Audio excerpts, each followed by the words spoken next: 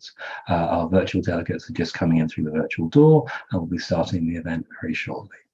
Your microphones and video are muted, so sit back and I hope you enjoy the event.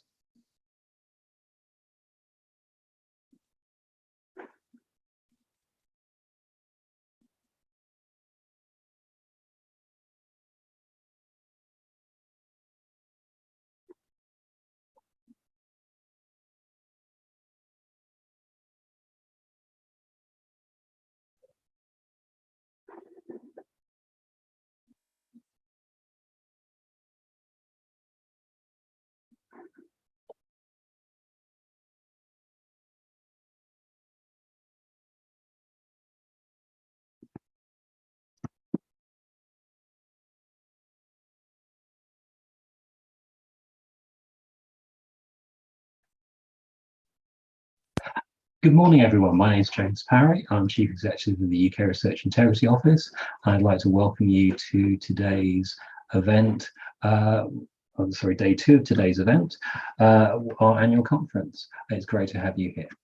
Okay, so I'll just give you a quick introduction before handing over to our chair, Ian Boyd, who will be introducing the first speaker.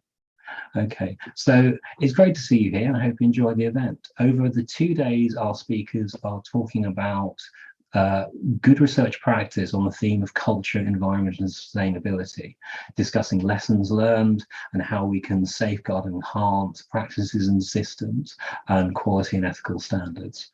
I hope you're enjoying the conference, and I look forward to hearing your own perspectives on the issues in the chat stream, in the Q&A, and also afterwards.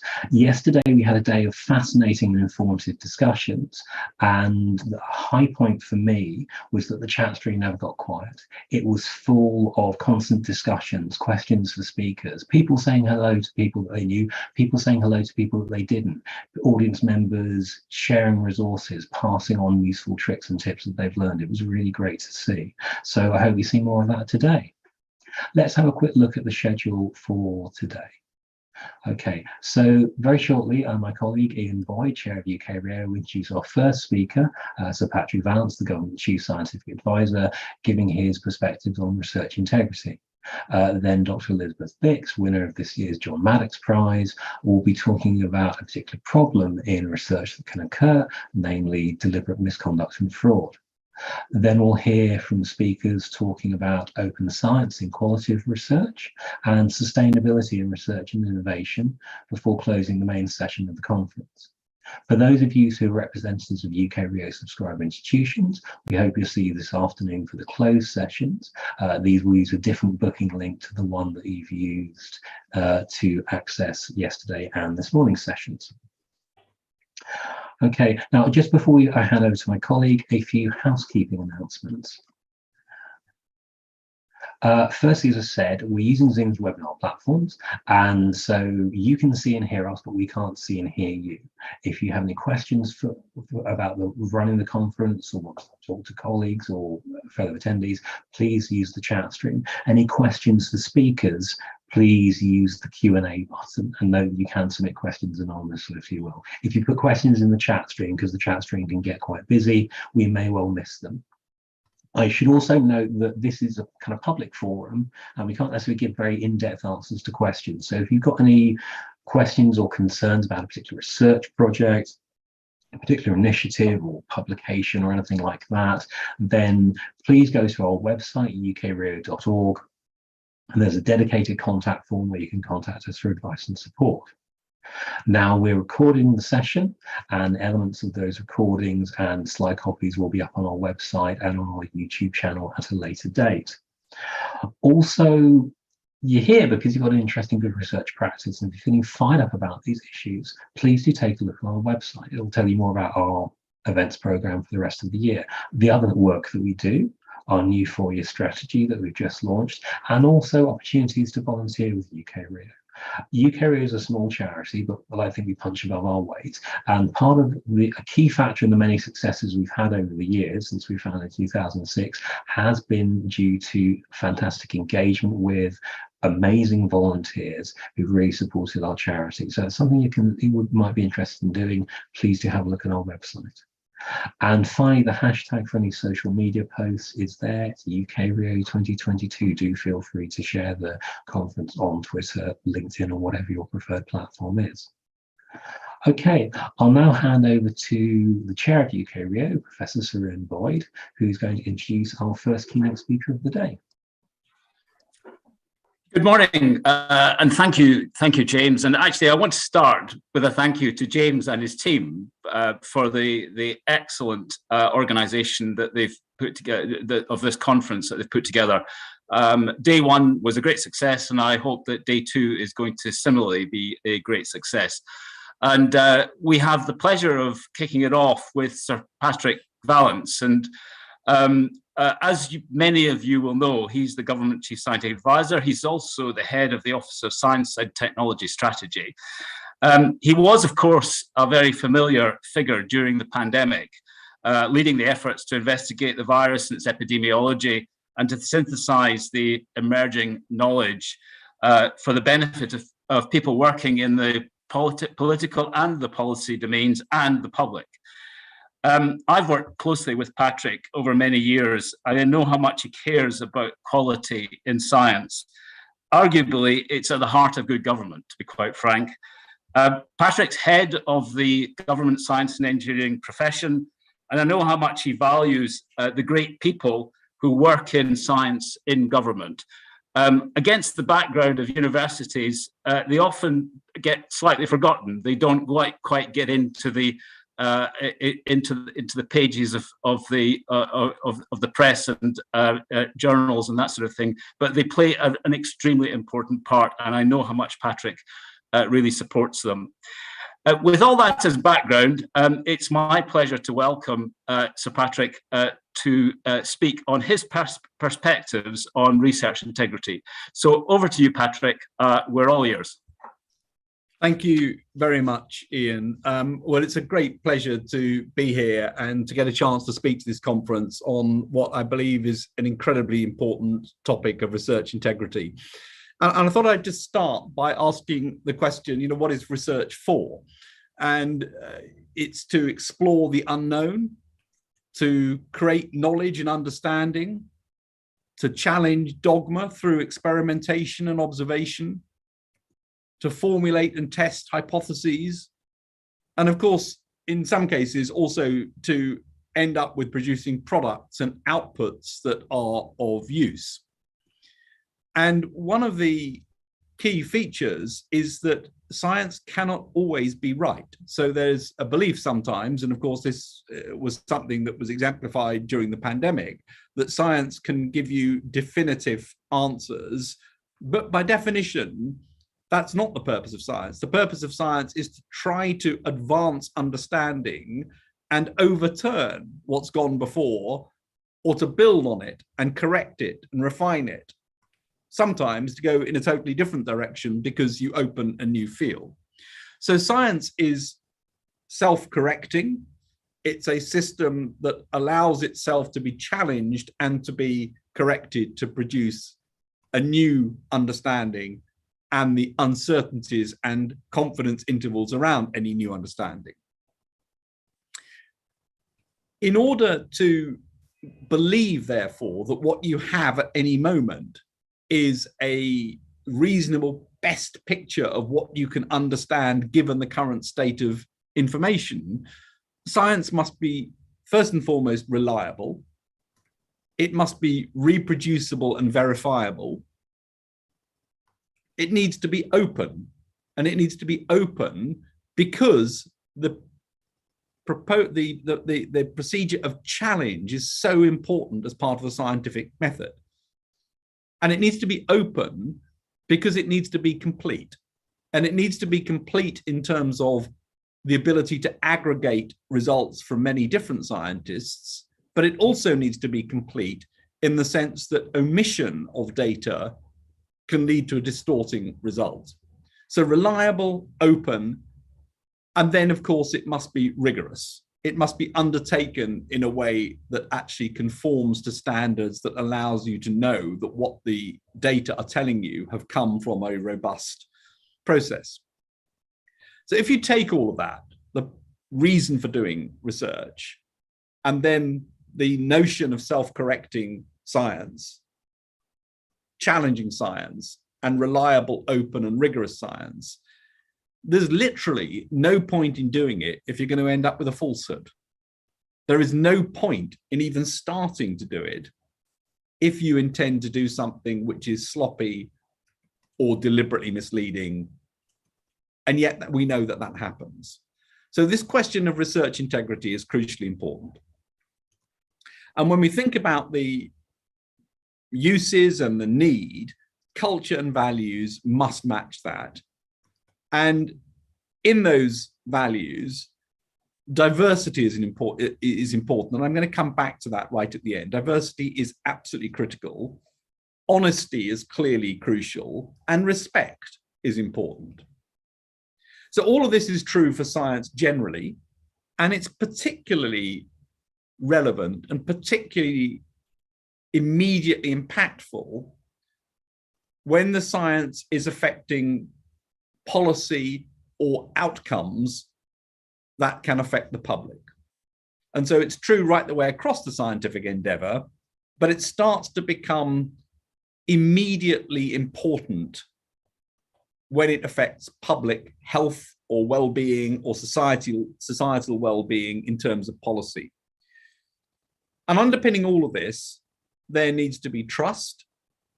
And as we know, trust is hard-earned and easy to lose. And so undermining any of these things in terms of the way research is undertaken leads to a loss of trust, which is difficult to regain.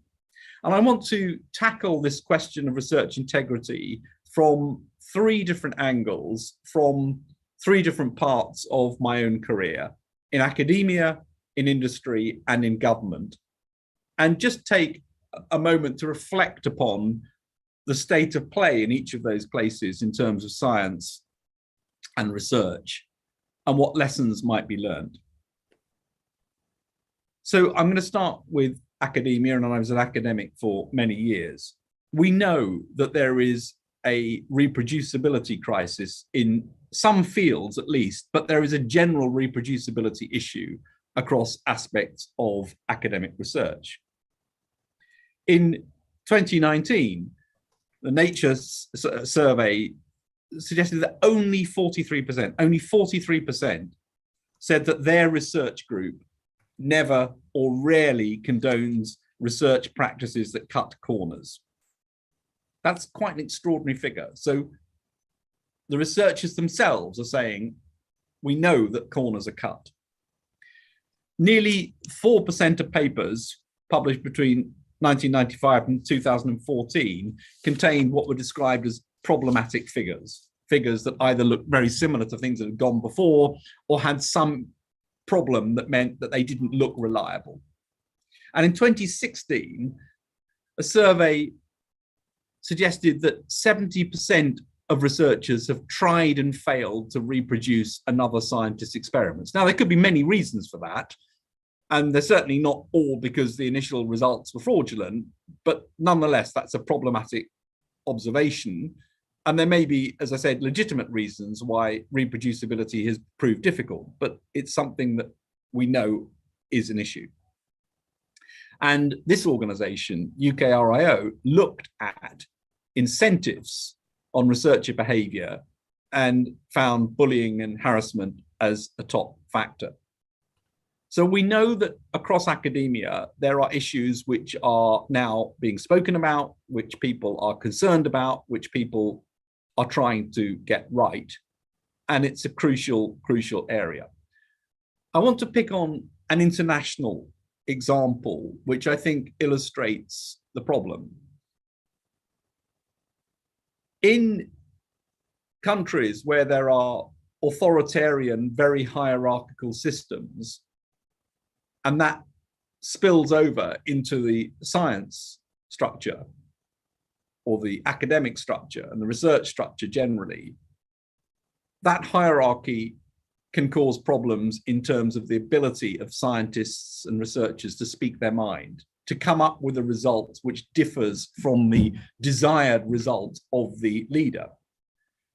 And that in turn leads to a high rate of fraudulent papers, of course. So hierarchy and expectation of good results is a problem that is pervasive, and much more pervasive where you have a very strong, dominant hierarchical structure. A second general point in academia, which I think is crucial, is, and this speaks to reproducibility. There are issues around the ability to reproduce experiments which are not related to fraud and not related to intentional processes to deceive people, but are to do with the fact that experiments are often undertaken one of a kind, because you're really at the cutting edge of trying to do something, and therefore the focus on quality reproducible methodology is sometimes not as strong as it could be, and you have people who are doing something for the first time for a particular experimental result, and that can lead to problems of that experimental results not being as robust as it should be, because there isn't a quality control over the design and implementation of specific technologies. So academia, I think, is looking at this hard, and this organization, of course, has been instrumental in trying to make sure that academia does get into the right place on this. What about industry, if we look at industry? Well, I'm going to speak about this from one part of industry that I know well, which is the pharma industry, where I spent 11 years. And if you think about the issue there, integrity really has to be central to what a company making medicines does, because the output needs to be reliable for the sake of patients who are taking it. And if you get something wrong, it's not just wrong in the sense of a paper, it's wrong in the sense of potentially safety. And that, of course, is why it's a very regulated industry. But we need to be honest and realistic that the situation in terms of integrity was not in a good place in industry for many, many years. It was in a bad place. And there were many examples of incomplete data being used to present a particular picture. There were accusations of bias in terms of design. And we know that there were scandals and issues around safety. And these have significant consequences.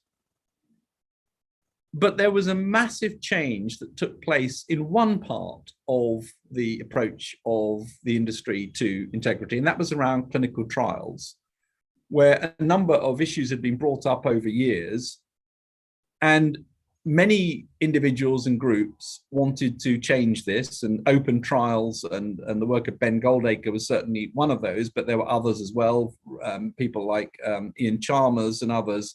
And indeed within industry, there were people who wanted to change it. And if you look now at what has happened over the past 10 or 15 years in industry, it is a dramatic shift. So protocols and analytical plans for clinical trials are now published in advance so that it is clear what is going to be done and how the results will be analyzed. That is a big change. It's true for virtually all, and it should be true for all trials undertaken in industry, and they are in the public domain.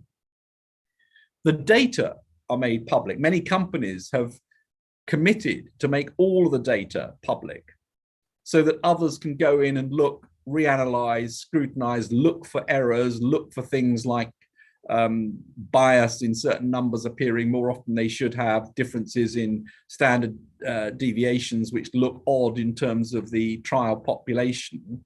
Those are public, so people can look at them.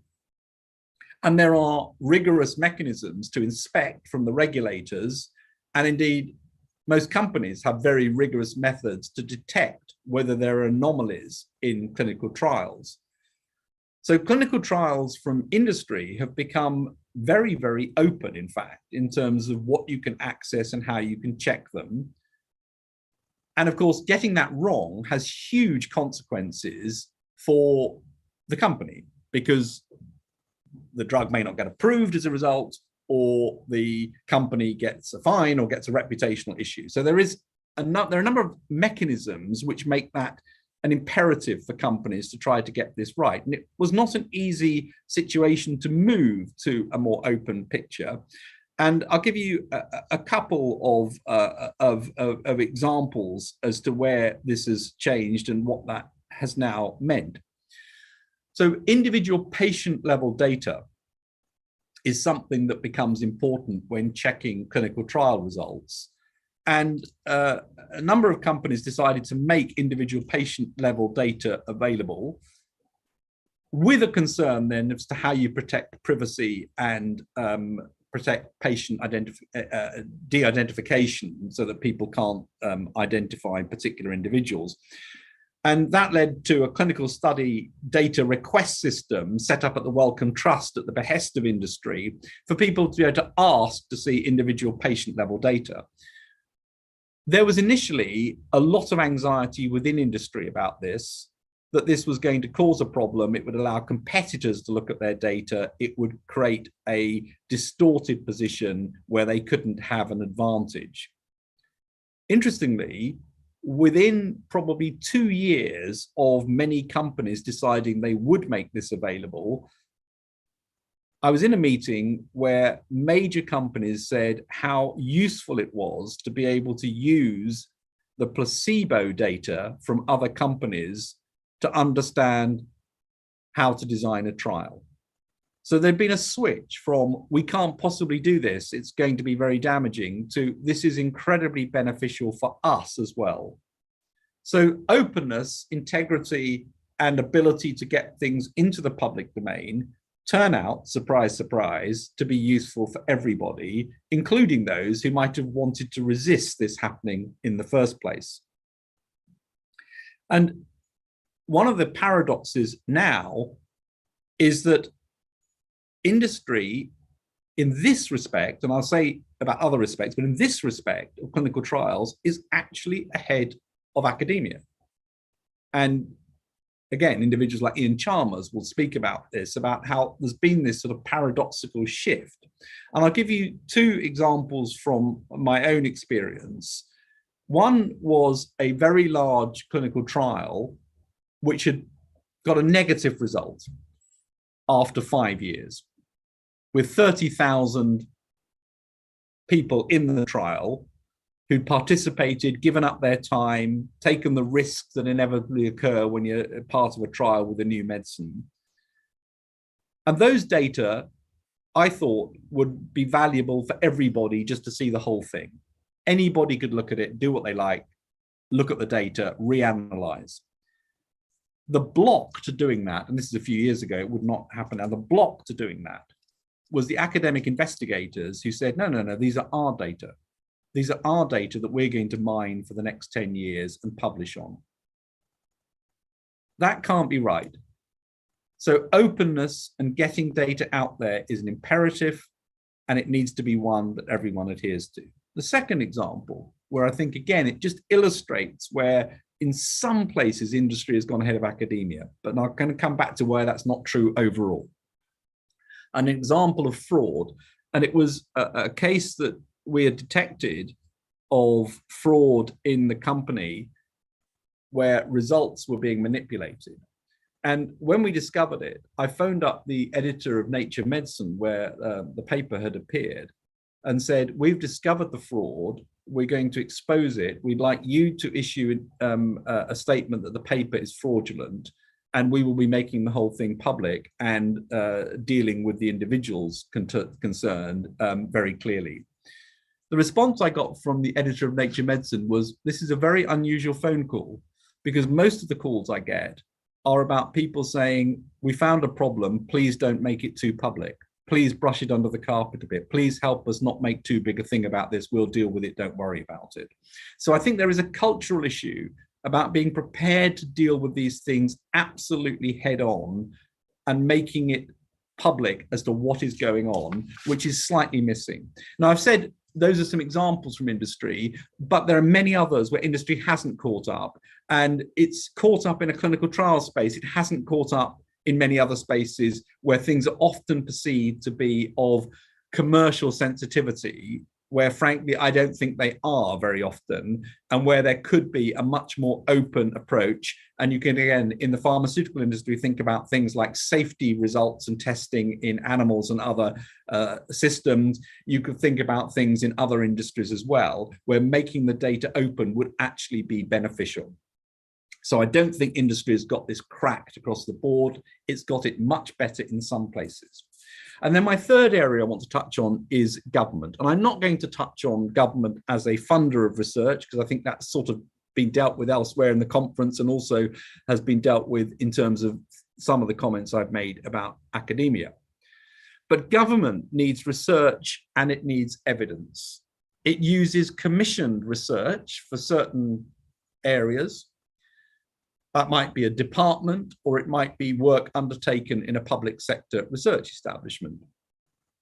More commonly than actually doing research, government needs evidence synthesis. It needs a summary of the current state of evidence, which can be used to inform policy design or operational matters.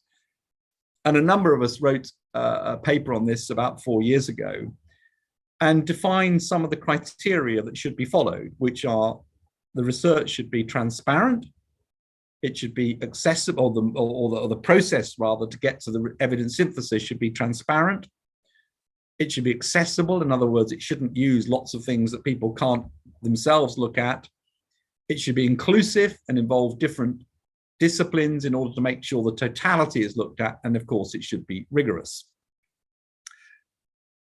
I want to pick up for a few minutes some examples from COVID.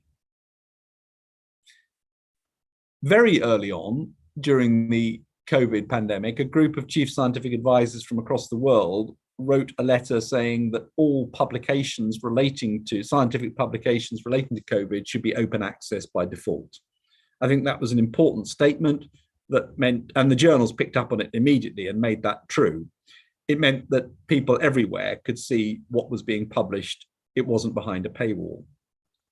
Early on in the UK, the longitudinal cohort studies that have been going for many years, there was a plea to make those as open as possible for people to be able to use them and access them, to be able to use these long-term national resources to understand some of the long-term effects of disease. Our own work in the Science Advice Group for Emergencies undertook to publish all of the papers that came in that formed the basis of the scientific evidence into ministers, and ultimately more than 1,200 papers were published and made accessible through that system. And all of the minutes of the meetings were made public, because they were in effect the evidence synthesis that went into ministerial decision-making and policy development. I mean, it may seem obvious that this should all be public, but it wasn't the norm beforehand, and it needs to be the norm now. So in order to get research integrity, you must, in my view, make as much public as you can. And when you think about the use of a research evidence base for policy decision-making, the evidence base should be public. It doesn't mean that every single discussion between anybody in government should be public. That clearly is unrealistic. But it does mean that the rigorous, standardized evidence production that goes into a system that gives both policy generation and policy decision-making, it's helpful if those things are public. It's not a detriment. It actually is helpful. It allows the process of challenge. It allows the process of building on that by others. And it's not a threat to the ultimate policy. It provides a reason and a rationale, or indeed a challenge to where the policy ends up, depending on what people choose. But it is not a threat. It is a key part of integrity. It is, of course, important that ministers and others get a chance to think about things and are not bounced into situations, and therefore it's reasonable to say there can be a delay before publication whilst policy development takes place. But that doesn't negate the need to make this public. It's because of this need for transparency and openness in order to create an understanding of how decisions are based and a belief in the integrity of what went into that, that I was very keen for government and all scientists across government and departments to sign up to the Research Integrity Concordat. And indeed, that's happened. The principles have been agreed, and this has been now been led by permanent secretaries, by the chief scientific advisors, and Ian Diamond and the Office for National Statistics, as well as the analytical function, have all signed up to this to make sure that the evidence base, the research evidence base, is public in terms of the input. Now, again, there are other inputs that go into policy decisions, but the research bit has to be something that can be seen and can be challenged and can be added to, as we've discussed. The way that happens in government is going to be a departmental accountability, because you can't do that centrally. It needs to be departments that own it, but that has been agreed and I think is an important step. People are essential, culture is essential, and the government science and engineering profession career framework now has research integrity as a core skill. In other words, something that people need to be both taught about and understand and develop a skill in. There are values which people hold which need to underpin that, but there is a skill to understanding exactly what this means in practice. And I think that is an important move in the right direction. So let me pull this together and say research integrity is fundamental, because without it, research actually has no meaning. It has a series of principles underlying it which are crucial to adhere to. And fundamentally underlying this, there are values and there's culture. And one of the biggest dangers, I think, for the cultural side is a hierarchy where the hierarchy demands results. One of the other key areas is the need for diversity. Diversity is a key part of getting the culture right and making sure that difficult, complex problems are being tackled in a way that brings in all of the skills, all of the different opinions, and all of the diversity of background, gender, ethnicity, social class, other things that actually contribute to openness and to challenge. So diversity is not a nice to have or a separate issue. It is, I think, absolutely core to the question of integrity in research. And getting that culture right, getting the openness right, making sure that hierarchy does not impede the ability of people to say when something is wrong, and being clear that research should be open as a first principle and only not open where there are very, very strong reasons, such as national security, for something not to be open. So I hope that those sort of observations from three parts of my own career and thinking about how this relates to research integrity will be of use to those on the call. And I look forward to questions, and I'm happy to get into some Q&A. Thank you. Patrick, thank you so much. That was a fascinating and very powerful talk. And it was really interesting to see you talk about the strengths and all the challenges facing the different research sectors that you've been involved in. We've had a lot of interesting comments and questions in the chat already, so we'll move over to those if I may. Nicole has two questions relating to the openness that you mentioned. How do you think we can reconcile the need of researchers to produce original contributions with open data, especially in non-clinical settings, and also people who getting people to buy into open data because sometimes worry they'll lose their data being misinterpreted or misused? What are your thoughts on those two issues? Yeah, they're great questions. They were exactly the sorts of questions that came up when industry started to make data open. And I gave the example of how the academics involved in one trial were very against that at the time. I think there are a number of things that are important here. First of all, there needs to be recognition in the academic system that producing data and making it open is an output.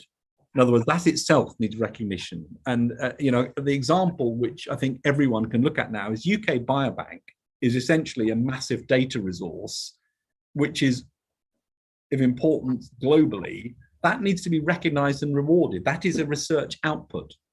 Second thing to say is that then what you do with the data and how you analyze it and draw inferences from that is a second output, and that also needs to be recognized. That's what's often recognized in publications and papers, but it can only happen because of the first. So I think we need to have a rebalancing of what's actually recognized as important. And then the third one, which is a really important question around what happens if people misuse the data and come up with results which are damaging or dangerous. And that's exactly what industry was worried about. I think the answer is they're going to do that anyway. And you're much better off having the data out there so all the credible people can say, well, actually, that's wrong. You've done that wrong. And here are the true results. We did put a system in place to check that the people asking for data, and UK Biobank do the same thing, have a legitimate research question and a protocol and an analysis plan, so that there isn't just random trawling across this for no reason whatsoever. And I think there are questions about how you manage that sort of system in an open enough way, because I think there is actually also some mileage in saying the data out there can be used by people who have no hypothesis, who might be doing very interesting AI approaches to getting the best out of the data, as long as we understand that what those aren't doing is delivering an absolute truth. They're delivering some different insight. So I think that's a tricky one, that last one, that still needs some thinking about. Thank you. That's fascinating. It's interesting you mentioned about how we need to kind of think about recognition and also incentives, because there's been a lot of comments in the chat about how, a research organization and researchers, they want to be world leading at generating results rather than world leading at, say, checking data or publishing detailed method statements.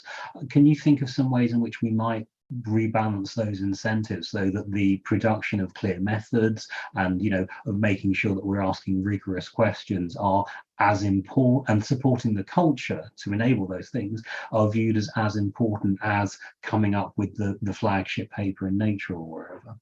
Well, we know that that the academic system is very responsive to incentives, and like all systems, and therefore, things that go into things like the ref and how that's looked at do change behaviours in universities.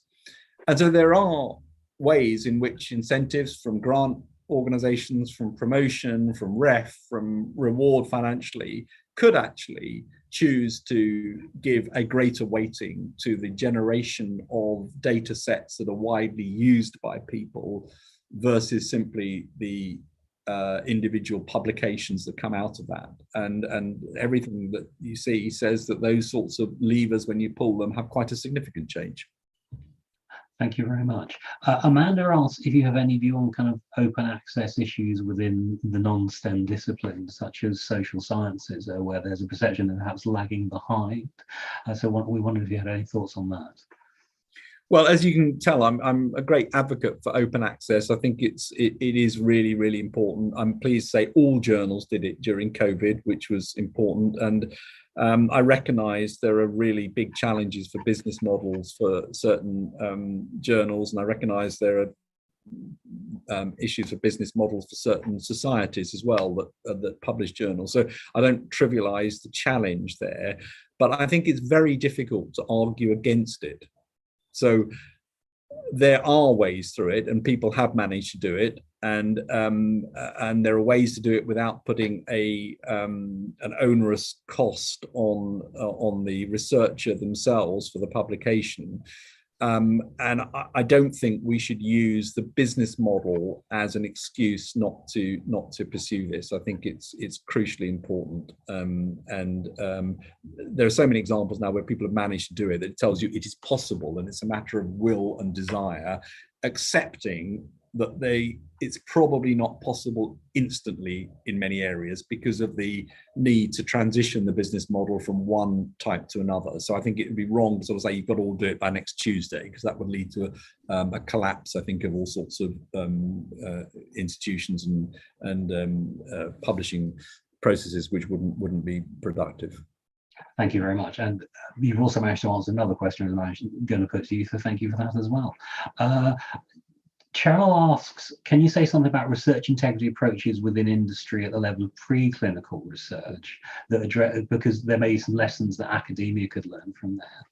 Yeah, it's interesting. It's much more difficult at the preclinical research level, where there's a judgment is often made that this is important for securing intellectual property, and the areas that people have gone after to try and say, well, you could actually tackle this in some parts. So safety, I've mentioned. If you take the toxicology databases of drugs across industry, there's a wealth of knowledge about which chemical structures produce which types of potential nasty effects in cells or whatever else it might be you're looking at. There really should be a way of pooling that, and people are trying to do this, and there are some various measures that are taking place to try to say you can do that without revealing proprietary information about specific drugs. You could do that and create a database which would be useful for everybody, and it could be shared, and the knowledge would actually benefit everybody. There are some pilot studies which have been going for a number of years now. I don't know where they are because I'm not close to it any longer, but that I think is an area that this could be done in.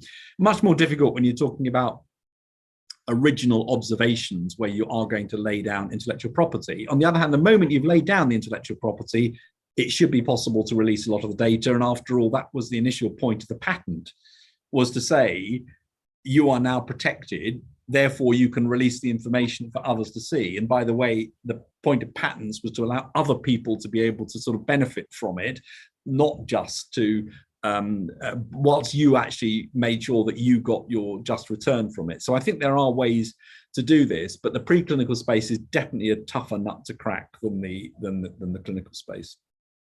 Thank you very much.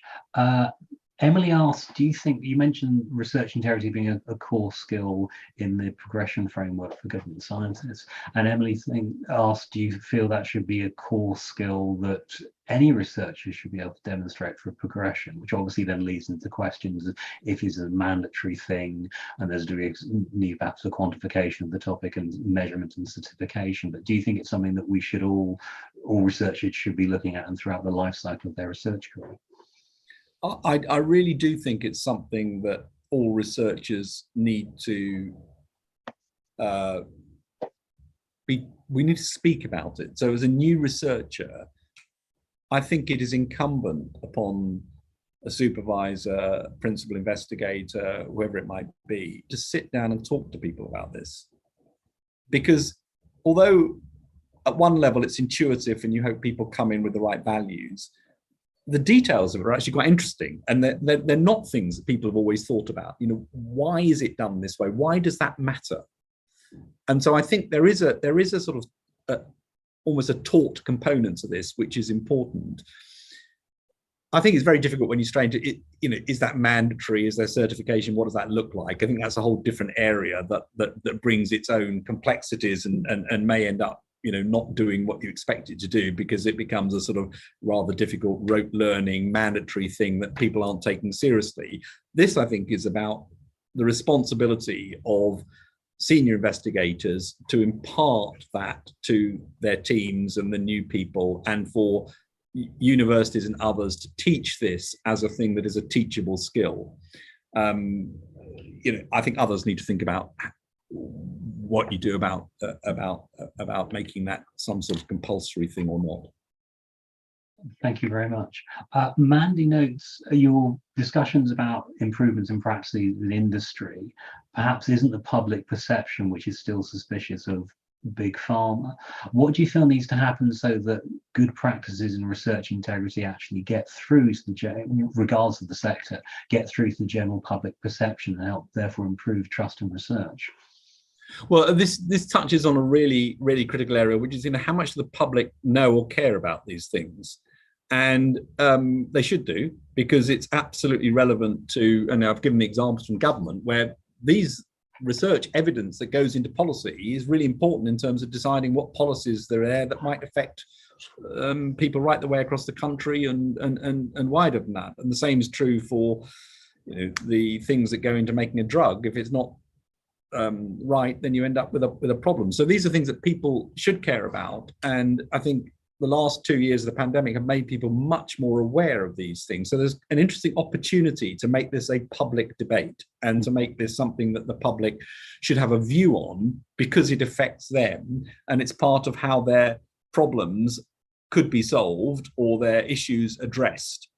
And so I think there's a public dialogue which it now is a good time to raise this, and people will absolutely pick up on this. Now, it's not going to be to the specific point about the pharmaceutical industry. Is this going to sort of rescue the entire reputation of the pharmaceutical industry? No, it's not, but it is a part of it, and it's a part that people do need to understand. And the fact that actually the clinical trials bit in industry probably is ahead of a lot of the clinical trials bits in academia is not widely known, even though it's, the people who are specialists in this do know that that's a real thing that needs to be talked about. So I think now is a good time to start having these debates and actually engaging the public who do care about it and understand more than as a group overall than they did 2 years ago. Thank you. That's really interesting. It reminds me of a survey, I think The Guardian broadcaster in May 2020, which said there was a great deal of the public had high levels of trust in researchers and scientists, but the highest sort of percentage response in the survey was the public saying data should be available so it could be checked. And if you looked into the answers, there were a lot of people saying we wouldn't understand the data ourselves, but the fact it's available so people can check it, we see that as a mark of it being more trustworthy and more reliable. So I think there is certainly the appetite for public discussion about this. This has been fantastic. Thank you so much. I think we've got time for maybe one final question, because I appreciate you have a busy schedule, which is lots of people are saying, picking up my comments, there needs to be a degree of cultural change and rebalancing. What as individuals, what can we do to help that along, whether we're quite senior, quite early in our research careers? If there's kind of one thing or one or two things that people could make some changes in their daily lives, what might those things be, and what could people with influence and stature within the community do to better help things along? Be really open, admit there's a problem, be prepared to say when it happens, also be prepared to say when mistakes are made, because some of this is just mistakes, and say there's a mistake made. And I think institutions should deal with this really, really openly. And I think we all know of examples where somebody has been involved in something that looks a bit like lack of integrity in research, and it gets brushed under the carpet and people don't speak about it, and they quietly go off to another part of the university or off to somewhere else or to a different university. We've got to be much more open about this, because it's fundamental for scientific progress. That's brilliant. Thank you so much.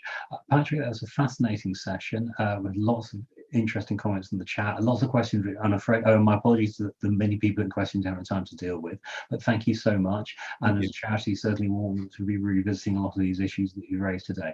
Thank you very much for coming on today. Okay, we will now move to our next keynote speaker of the day, Dr. Elizabeth Bix. I'm delighted is able to join us. Elizabeth is a Dutch-American microbiologist who's worked at Stanford University for many years and also in industry. Since 2019, she's been a science integrity volunteer who scans the biometrical literature for papers for looking at images and other areas of concerns. And she's reported over problems in over 6,000 scientific papers. For her work on science communication and exposing threats to research integrity, she received the Peter Wildey Prize, the John Maddox Prize, and the Ockham Award. Elizabeth, it's great to have you here with us today. Thank you so much for joining the conference. Thank you so much, James. I will set up my screen. And I hope you can see my screen. So yes, I have a background in microbiology, and I'm currently a science integrity consultant. And before I start talking today, I want to make sure I declare all my disclosures, because we're talking about integrity, about openness. And so I want to ensure that I have disclosed how I am making my money. I'm not employed by any university. I'm my own boss. I'm a consultant. And I earn money by giving advice to universities or scientific publishers about science integrity or science misconduct cases. I've also worked at a company that is currently in the US being charged with insurance fraud. So I have 4 patents from working at that company, but they're not going to make me any money because this company is now bankrupt and charged with insurance fraud. And I wasn't involved with the fraud, just making sure that that's out of the way. I also get some income through Patreon, which is where people can support my work. I don't say that here to ask you for money, but it is a source of income. And it actually allows me to spend most of my time voluntarily, so unpaid, except through Patreon, looking for problems in scientific papers. And I'm by far not the only person doing this. There's many others who donate a lot of their time searching for problems in published papers. So after a paper has been peer-reviewed and published, there can still be many problems or even misconduct in these papers. So I have shown a couple of their Twitter accounts. Most of us are on Twitter, and we communicate with each other. And we all have our own specialties. Some people work on plagiarism, some people work on citation mishaps, and I work on image problems. And so most of my talk will be about that. And why do all of us care about scientific papers? Because you might think that if a paper has been published and peer-reviewed, that it is set in stone, that there's no problems left with it. But that's not the case. But we scientists talk to each other and build upon each other's work by looking at publications. So if we see scientific publications sort of as a brick wall in which each publication is a brick or a building block, we scientists build upon each other's work by citing other people's work and by doing literature searches. And we tend to assume that each of these publications are set in stone, are the truth, because science is about finding the truth. And we tend as scientists to trust each other. But if one of these publications or building blocks, one of these bricks contains an error or contains even fraudulent data, that might mean that we scientists try to reproduce that data and we might not succeed. So errors or even fraud in scientific papers are hindering science because they waste a lot of time. We might waste a lot of time trying to reproduce these results. And if they're built on error, if they're based on scientific fraud, they are not the truth. So science integrity is everything that science should be, and science misconduct is everything that science should not be. So we tend to trust each other, but science as a field, unfortunately, is not immune to fraud. There is fraud in science, and we heard already a little bit about that in Sir Patrick Vallon's talk. So in the US, and I think in most other countries, science misconduct is defined as one of 3 things: plagiarism, so copying or stealing somebody else's text or ideas without giving credit; falsification, where people maybe change the values a little bit to make the data look better; and fabrication, where a person might completely make up results. So those are the 3 pillars or the 3 flavors of science misconduct. And what is causing people to do misconduct? Because I do not think that anybody starts a scientific career by thinking, let's do fraud. It's usually created by an atmosphere in a lab or in a company. So I can think of 3 different scenarios that could drive a person to do fraud. So first of all of us scientists feel the pressure to publish. Publications are often used as a measure for our productivity. And if you put a lot of pressure on people to publish, then people will maybe be tempted to make up results, because it is much easier to publish positive results than negative results. And of course, as we heard before, pre-registration of a clinical trial, is a good way to ensure that even negative results are published. But very often in biomedical sciences in particularly, it is just more attractive to publish positive results. And so this could lead people to make up better results than they actually obtained. A second scenario that I think of is the taste of success, as I call it. A successful postdoc who has in their research maybe accomplished a Nature or Science publication, and then moves on to a position of a professor. But because they changed fields a little bit, their topics is maybe a little bit different, their results are not as great as before, but they feel this expectation and they have tasted success. And so they're really eager to still publish great results. And this might be a scenario in which a person is tempted to cheat. And the third one, also touching upon what Sir Patrick Vellens told us in his talk, is that there's this hierarchy in academia. A professor has a very powerful position, and people working in his or her lab are maybe subject to the power play that a professor could do on their staff, on their junior graduate students or postdocs, because all of us need this letter of recommendation, need this publication.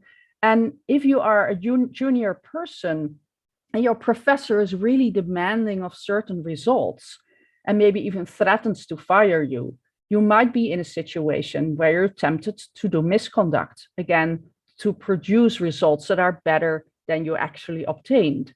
And so these three situations sometimes are, of course, connected to each other, but those are all situations that could lead a person to do misconduct. Now, what I specialize in is looking at images in scientific papers, and in particular biomedical papers. Since I'm a microbiologist, I am molecular biologist, I would see photos like these. And so if you think of a scientific papers, there could be line graphs, there could be photos, but all of these images in a scientific paper are the data. And images are powerful. We tend to believe if we see it, right? So if we see images like these, and all of these are fine, none of these are fraudulent, we can look at these images and see that they're unique and they're identifiable. And so what I look for are duplications or even signs of photoshopping. So all of these images are fine. And these are images that you can tell each of these bands apart, even if you don't know exactly what we're looking at. These are images of protein blots or DNA gels or tissues or nanostructures. We can look at these images and we can see patterns, and we can see that all of these images are unique and we can tell them apart. But there's also cases where there's duplications. And so these are the things that I specialize in and that I look for in published scientific papers. So here's an example of what I call a type 1 duplication, which is two duplicated panels. So you see a bunch of panels here. Each of these are photos of cells. And as you can see from the labels, there's supposed to be different treatments and time points, but there's two panels that are identical. So it's the exact same photo being used twice to represent two different experiments. Now, this simple duplication, the exact same photo being used twice, is usually an honest error. This is not scientific misconduct in almost most of the cases. But it's still an error, and it's maybe not an important error, but this should be corrected. So I reported this to the journal, and this got fairly quickly corrected. So a correction was issued for this paper, and now the correct photo is included. So that's usually not misconduct. But moving on to a different type of duplication, in this particular image, you see a bunch of overlapping images. So it's not just the same photo, there's a shift under the microscope, and you can see that there's lots of overlapping photos here. This is beyond what I think is an honest error. I cannot make the call if this is misconduct. This is up to a journal or to an institution to investigate. But in this particular case, the journal agreed with me that this paper was beyond a correction, and this paper got retracted. I would not trust anybody or nobody should trust these figures to base your own research on. So I think that's a good outcome for science. Here's another example of a type 2 duplication, so a duplication with an overlap. In this case, we're talking about a mirroring and a stretching, so that could happen as well. And these mirrorings and stretchings are very suggestive for an intention to mislead. So this might be misconduct. Unfortunately, I reported this a couple of years ago to the journal, and this has not been addressed yet. So here's another example and of a duplication. And in this case, this is a type 3 duplication. So now we're looking at a photo in which elements of the photo appear to be repeated. That's a type 3 duplication. That's a very suggestive for an intention to mislead, very suggestive for science misconduct. So if you look at this particular figure, you might see that a particular lane that you can see here once is actually taken out and maybe photoshopped and just duplicated many times, involving mirroring and stretching and what else. So this is very suggestive of an intention to mislead. And the journal agreed with me. This paper got retracted. Here's another example. I mean, you can find many of these examples in scientific papers if you know what to look for. So here's a lot of duplicated elements, type 3 duplication, very suggestive for an intention to mislead again, and retracted. This took a couple of years to get this paper retracted, but finally the journal did that. Here's another example of a type 3 duplication, lots of duplicated elements here. This is supposed to be an electron microscopy photo of nanoparticles. Unfortunately, this paper is still out there and it's actually cited 179 times. So 179 other researchers might have based their research on this particular figure. And I reported this to the journal editors, but it's still out there. Nobody would know that there's an issue with it, except that I found it and I reported to the journal. So that's bad. The journals do not seem to respond very well. And here's one of my favorite examples. So here's 2 photos published in a paper suggesting that there was a laser treatment that could remove brown spots from people's faces. So on the left, you see the patient before laser treatment, on the right, 6 months after laser treatment. But it seems to be the same photo. The brown spots are either photoshopped out or in. I don't know really that, but the guy is wearing the same shirt. His hair and his face and all the fine lines are exactly at the same spot. So this appears to be a case of photoshopping, but it took a lot of convincing the editors that this was a photoshopped photo. There's more examples. Here's a flow cytometry image, lots of duplicated elements here. Unfortunately, again, the journal did not respond. And you can find these type 3 duplications also in all kinds of spectra, where you have like a lot of noise and some peaks, but in this case, the noise parts appear to have been duplicated. This paper got retracted.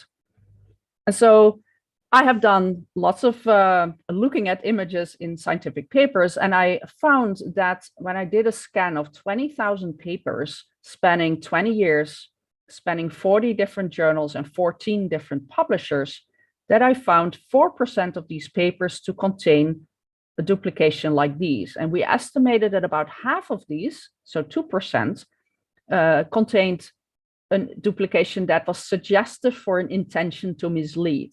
Of course, I need to be careful and not call out any fraud. I want to make sure that I don't cross any legal lines, but half of these papers, so 2% of papers, appear to contain some intention to mislead in just looking at the photos. Now, if you think about how easy it would be to change a line graph or a table, that would just, involve some drawing, and it was much easier to mislead a person by changing data in a line graph than in a photo. So the actual percentage of misconduct might be much higher than 2%. I've only looked at photos. I imagine there must be much more misconduct going on. So if you think that maybe 5 to 10% of papers could contain misconduct, that is a very scary number. And very likely, if you are a researcher, that you've come across a paper that contains scientific misconduct in this paper. Now, this set of papers, the initial papers that I found in my initial screen, so around 800 papers, gave me the opportunity to look at what happens when you report these papers to the journals. So I reported all of them to the journals, but unfortunately, after waiting 5 years, 2/3 of these papers had not been corrected or retracted. That's, I think, a big, that's very bad. You would expect science to be self-correcting. You would expect journals to respond to these allegations, but they don't. They don't react in the majority of the cases. 27% were corrected and 7% were retracted. There's a tiny sliver of expressions of concern, but yeah, in the majority of the cases, nothing happens. By now, I've moved on. I've actually reported more than 6,000 papers. But again, I've seen in this much bigger data set that 2/3 of these papers are not reacted upon. So if we have to wait for journals to respond, how do the institutions do? Well, they don't do much better either. They like to swipe things under the carpet. In many cases where I reported it, like figures like these, where there's multiple cases of duplications, no fraud or plagiarism was found. And it's in many countries that we see the same picture, that the institutions tend to keep these things very quiet and do not want to acknowledge that there was science misconduct. But that's not serving science. That's just protecting the guilty and protecting your own reputation, but it's very damaging for science. So I've decided to put all these problematic findings on a website called PubPeer, because I feel we need to share. If we find a problem in a paper, we cannot rely on the publications, on the publishers and the institutions to attack or address these problems. I want to share that there's a problem with a paper. So if you go to pubpeer.com, you can search for papers that have been commented upon. So you can comment on any paper you like, as long as it's polite and objective. It's heavily moderated. And that's the best we can do. So there's many of us who scan the literature for problems, and we post on PubPeer, and we hope that you install then the plugin that they have, so you can do a literature search and see that certain papers have been flagged. And I've posted around 5,000 papers now on PubPeer, and I'm still working on getting all the problems that I found on there.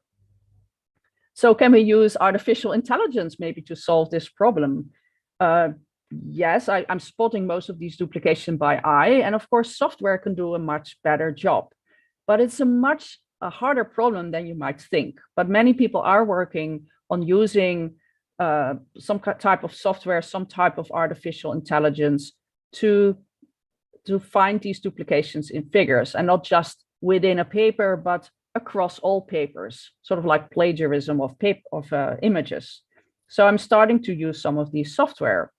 But of course, we can, artificial intelligence also can be misused, not only to find these problems, but also to generate fake photos. If you're familiar with thispersondoesn'texist.com, it is a machine learning type of AI, artificial intelligence, called Generative Adversarial Network, GAN. And GAN technology just uses a library of noses and hairs and skin types and mouths, and it just generates a new face every time you hit refresh. So these photos look fairly realistic, and so it's pretty good in making a photo of a face. It's actually not very good in making cats. So I've noticed there's a website called thiscatdoesnotexist.com, or these cats do not exist. So GAN technology is maybe not very good in generating photos of cats that look realistic. It looks like parts of cats, but not a real cat. But if we think about how easy it is to generate a face that looks realistic, it's much easier to generate photos of protein blots. So these are Western blots, and they look fairly realistic. But if you look carefully, we found a set of papers of 600 papers that all used the same background. So these were generated, we think, by paper mills, scientific paper mills, which are companies that make fake papers and sell authorships to people who need to publish a paper. they're very rampant in countries where these types of publications are used to generate monetary incentives, where people get money when they publish. They will then buy authorships to get a fake paper. And in this case, the paper mills made the error of making all of these images the same background and sort of generate these sort of unique, like tadpole-like images of protein bands. So we call this the tadpole paper mill. And we've worked on this with a bunch of people, and I've listed their names and pseudonyms right here. So sort of as takeaway points from just me looking at images, there is a lot of misconduct if you know what to look for. And it's most visible, obviously, in images. And images are data. So it's even, you cannot really say as an author, oh, it's just a figure. No, figures are the data in a scientific paper. And I think the real percentage of misconduct based just looking at photos is between 5 and 10% of papers. I've talked a little bit about why do people commit misconduct. And I do think as a field, we're just focusing way too much on productivity measurements by looking at the number of publications. We should allow negative results to be published. We should focus on other contributions that scientists make. If we just focus on productivity measurements by looking at numbers of publications, we are driving people into doing misconducts. I've noticed a little bit of the conflict of interest where publishers and institutions seem to be sort of unwilling to address these problems. And it's up to maybe us as volunteers to detect science misconduct, but that should not be the case. Publishers, we pay a lot of money to publishers to get our papers published. They should be doing much more quality control and much more recall after a problem has been noticed after publications, and they're currently just not doing that. I hope that people like me, whistleblowers, are somewhat legally protected. I'm not protected by any university because I work by myself, and this work could financially ruin me. I've already been threatened with 2 lawsuits by researchers who didn't like what I found, and there's probably more in the pipeline. I still think it's a fight worth fighting for, and I'll keep on doing this because I think it's very important. But we need this to be a profession that is actually rewarded instead of being threatened with legal suits. And then finally, there's a tremendous cost of science misconduct, not just for the scientists who are trying to replicate those results, but for science as a whole. We've seen in the past 2 years how science has suffered in trustability. And I do not want you to walk away from my talk thinking that all science is flawed, because you could easily misuse my findings by saying, well, we cannot trust science anyways. Science should be trusted, and science is the only way out of the problems we're currently facing. But we need to do better in self-correcting science. And with that, if you like the duplications, you can play the game Image Forensics with me, where I just remove most of the labels, and I'll make it about having a little bit fun, finding the duplications. And then the first one to post the right answer will win an emoji award. And with that, I thank you, and I will take any questions. Thank you. Elizabeth, that was fascinating and slightly scary at times, but also I'm very glad there are some, a lot of positives there as well. And the fact that this isn't just, this is a systems problem. There are factors within the research system that can incentivize these types of behaviors while people bear personal responsibility for the actions that they take. There's a lot of positive measures in place. And I think echoing, what you said ties into Patrick's talk earlier and other speakers yesterday about sort of openness and a willingness to confront problems head on and talk about mistakes more openly will also contribute to a culture where fraud is both seen as less acceptable and actions taken to address fraud can be taken more easily. So thank you so much for that. Lots of great comments in the chat and lots of very positive thoughts about what we've had to say. So a variety of questions here. Right. Do you see the value in investigating historic allegations? And do you think there should perhaps be a time limit to the number of years we should look back at these issues? Right. Yeah, it's a good point. I think it's never too late to correct science. But but we also have to think about the sort of the limit that you can find the real raw measurements. Yes. If you think about a paper that was published, I don't know, 30 years ago, nobody really expects that raw data to still be there somewhere. I mean, you might be lucky, you might find an old notebook somewhere in a dusty basement or so, but in many cases, doing science obviously takes a lot of note taking and generates a lot of material, and a lot of books and binders, and everything now is digital. But I cannot even access, things on a floppy disk that I put there. Like, there's also a limit in the accessibility of digital data. Yes. So it's very often, usually you have to keep your data for about 6 to 10 years, depending on the organization you work for.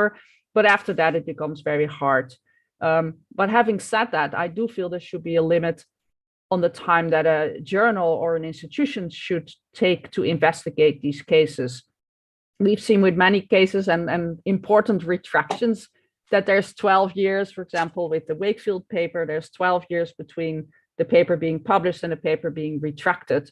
Yeah. And this should have been a much shorter time. And so there should be a limit there.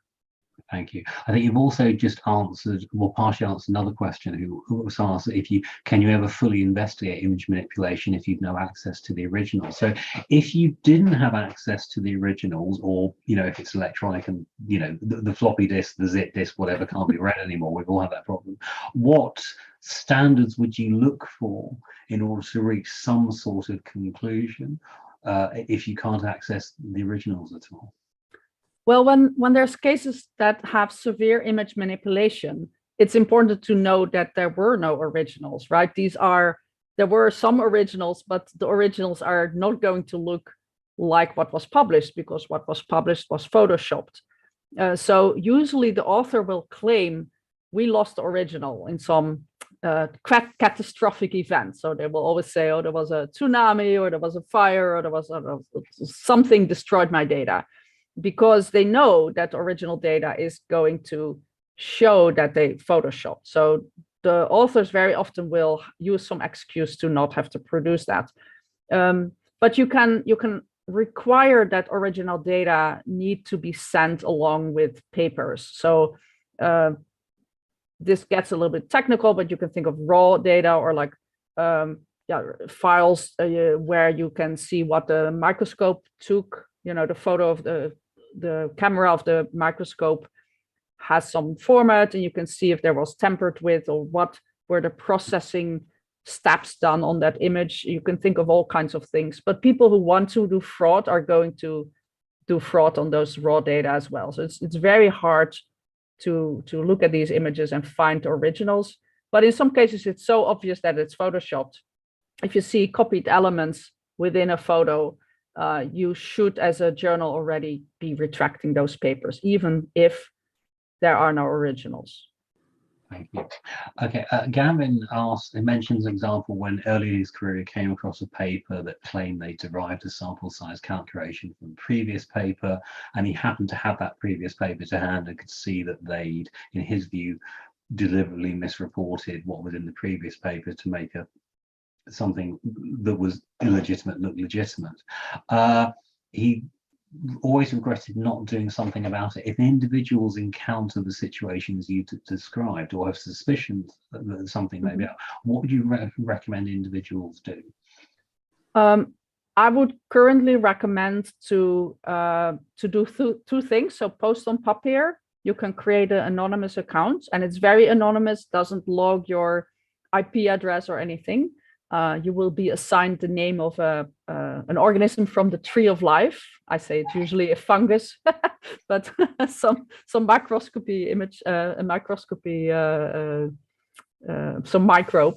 But you should also write to the journal. And in both cases, when you report these things to the journal and on Papier, keep it very objective. So don't yell misconduct or fraud. Just say this image looks very similar to that image, or I believe this data was misrepresented because this is what this one paper says, and this is what they stated in their paper, and there's just a disconnect between the two. But don't make any accusations. That will keep your it will keep you out of legal trouble, and it will also show the editor that you're not emotional about it. You're very scientific about it, and that's just the best approach. Absolutely, because this is part of correction of the scientific process, which Right. leads to a recent question from Adja. What are your thoughts on retraction as a mechanism to dissuade scientific fraud? Do publishers need to do more than just retractions? I think a retraction is a good outcome because it shows that the data in some way or form cannot be trusted. And retractions can be used also to address honest errors. So I actually really like it when a researcher discovers a big error in their paper and self-retracts. So it shows that they care about the reliability of the data. They retract it and they can then republish the data analyzed in a better way. So I think retractions are a very good tool to show the reader that the data cannot be trusted. There's also another tool that I feel is underused, and that's the expression of concern.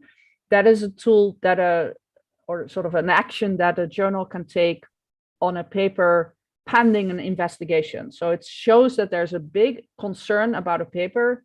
There's still an investigation going. So in the end, maybe there wasn't a problem, or in the end, it might be retracted.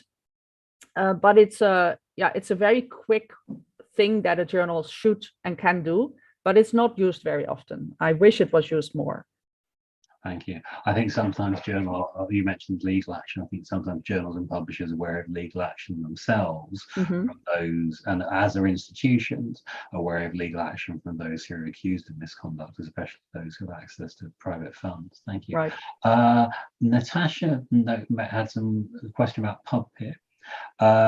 Noting there are a lot of individuals on PubPeer who operate anonymously, perhaps understandably, and don't provide rationale for the fraud that they suspect.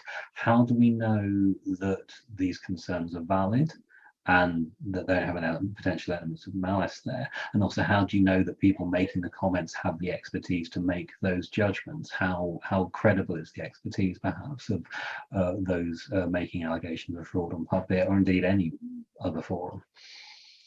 Well, the PubPeer comments are heavily moderated. So when it's your first time posting under your account, posting a comment, there's a moderator who will look at the comments. And if the comments are not based on facts, if they're just yelling something that is just not objective, it's not going to appear. So there's a 24 or 48-hour window where the comments are moderated. Once you've been approved to comment a couple of times, so I can post without moderation because I've posted a lot, but you sort of have to, you have a test period where you're sort of checked a little bit more. So I feel that most of the comments I've seen on PubPeer are valid. It could be something like, I've never been able to reproduce these results. I feel that's an objective statement, and I've rarely seen comments that I feel are would not be considered to be objective. I'm not sure if that answered the questions. There are of course always a couple that are a little bit iffy, but often you need to have a verifiable fact to post there. You cannot just say, I think the author is a fraud.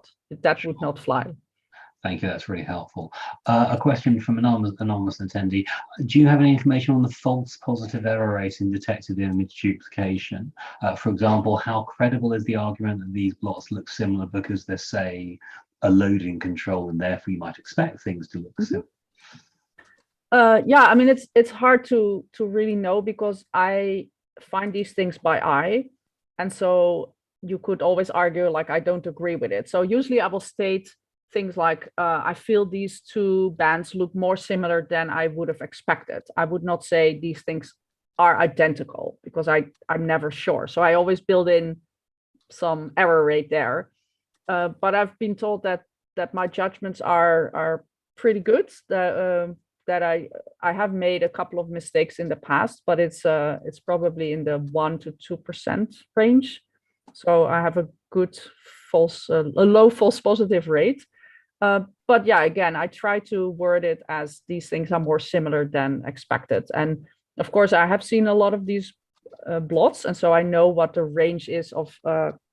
No two bands are the same. So like two faces are usually not the same. So you can usually know that bands are should not be looking so identical. And I always give the authors a chance to prove me wrong by showing the originals, and they tend to never do that. So that's I would love to be proven wrong, but it's very, very rarely that happens. That's both good to That know. sounds very confident, right? So, Don't want to, but yeah. Thank you. We're getting a lot of anonymous questions in, which I think is good because it's useful for us of the Zoom webinar. People can ask these questions without revealing their identity. So, in your opinion, what's the best way to determine whether a manuscript originates from a paper mill? So, in case of your authors kind of provide data and original images, but then could just kind of churn it out. And in their experience, they say assessment of this type of work can be quite time consuming and could be a barrier to, if one paper takes up an enormous amount of time to assess, is therefore harder to assess, you have less time to assess other papers as well. Right. As a peer reviewer, it is very hard. There are some tools you might have as a publisher or a journal where you, for example, paper mill submissions tend to come in batches, so they're all submitted from the same IP address or from the same email, or they all have a very similar feel. But it is actually very hard to look at a single paper and know for sure that's a paper mill production. So they tend to have very general methods, so very short and not very specific details about the methods. That will be a red flag, but of course that's a very vague thing, and you can always ask for more details. You can ask for some proof that the patients really existed. They tend to make some errors, but like I've seen papers where they claimed that half of their prostate cancer patients were female. That would be an obvious red flag that there's a made-up data. But of course, since we have detected these types of weird errors that they might make, they don't make those errors anymore. So they become very hard to detect, and it might be impossible. But I think it's good to sort of always read a paper again and think, does this data look real, or could it been made up? So I'm actually very suspicious of any paper I read. As a peer reviewer, it is good to have a little bit of distrust and not automatically believe what the authors are writing. But it's super hard. It's super hard. Yeah. No, I'm reminded that if things seem too good to be true, or if things have gone perfectly, clinical trials, right, no one ever loses their medicines and turn up for all appointments, and those sorts of things. It's always like, well, is it really that good? Thank you. And you can always ask. For example, if it's a thing with an error bar, like what are your original measurements? And the author should still have that, right? The data is fresh. They should be able to provide that data. And sometimes looking at these spreadsheets could show you that the data is made up. Absolutely. I think it also ties in with other themes, what you said, and also other speakers about openness and transparency itself, just being a good fundamental practice. A couple of final questions, both in the chat stream and the Q&A stream. People asked about kind of the effectiveness of AI and automated screening systems. You touched upon this to a certain degree, but how widely do you feel these tools are being used, the automated ones, and are they effective, or if publishers are relying on automated tools, are they perhaps placing too much confidence in them? Yeah, right now the image duplication detecting tools you cannot trust them. There's always a human who needs to look at them, so they create very a lot of false positives. I've seen. I've worked with a couple of these tools, so I use them as a tool, but I don't use them to rely on. So I always feel that there should be a human who uses these tools who knows how to use them. And I've seen duplications that I see by eye that are very clear, that are not being picked up by the software, and also it creates false positives. So you cannot rely on it yet. But having said that, of course, software is going to be better and will be able to detect these things in the future more reliably. But currently, it's not. You cannot 100% rely on that. Thank you. Yes, Paramin has just noticed in the chat that plagiarism software can also be useful because often papers with faked images can have a high levels of text recycling, Right. especially if they're submitting, doing the Dory thing of we will submit our images to in lots of papers, but each time say these images represent a different piece of data. So thank you very much for that.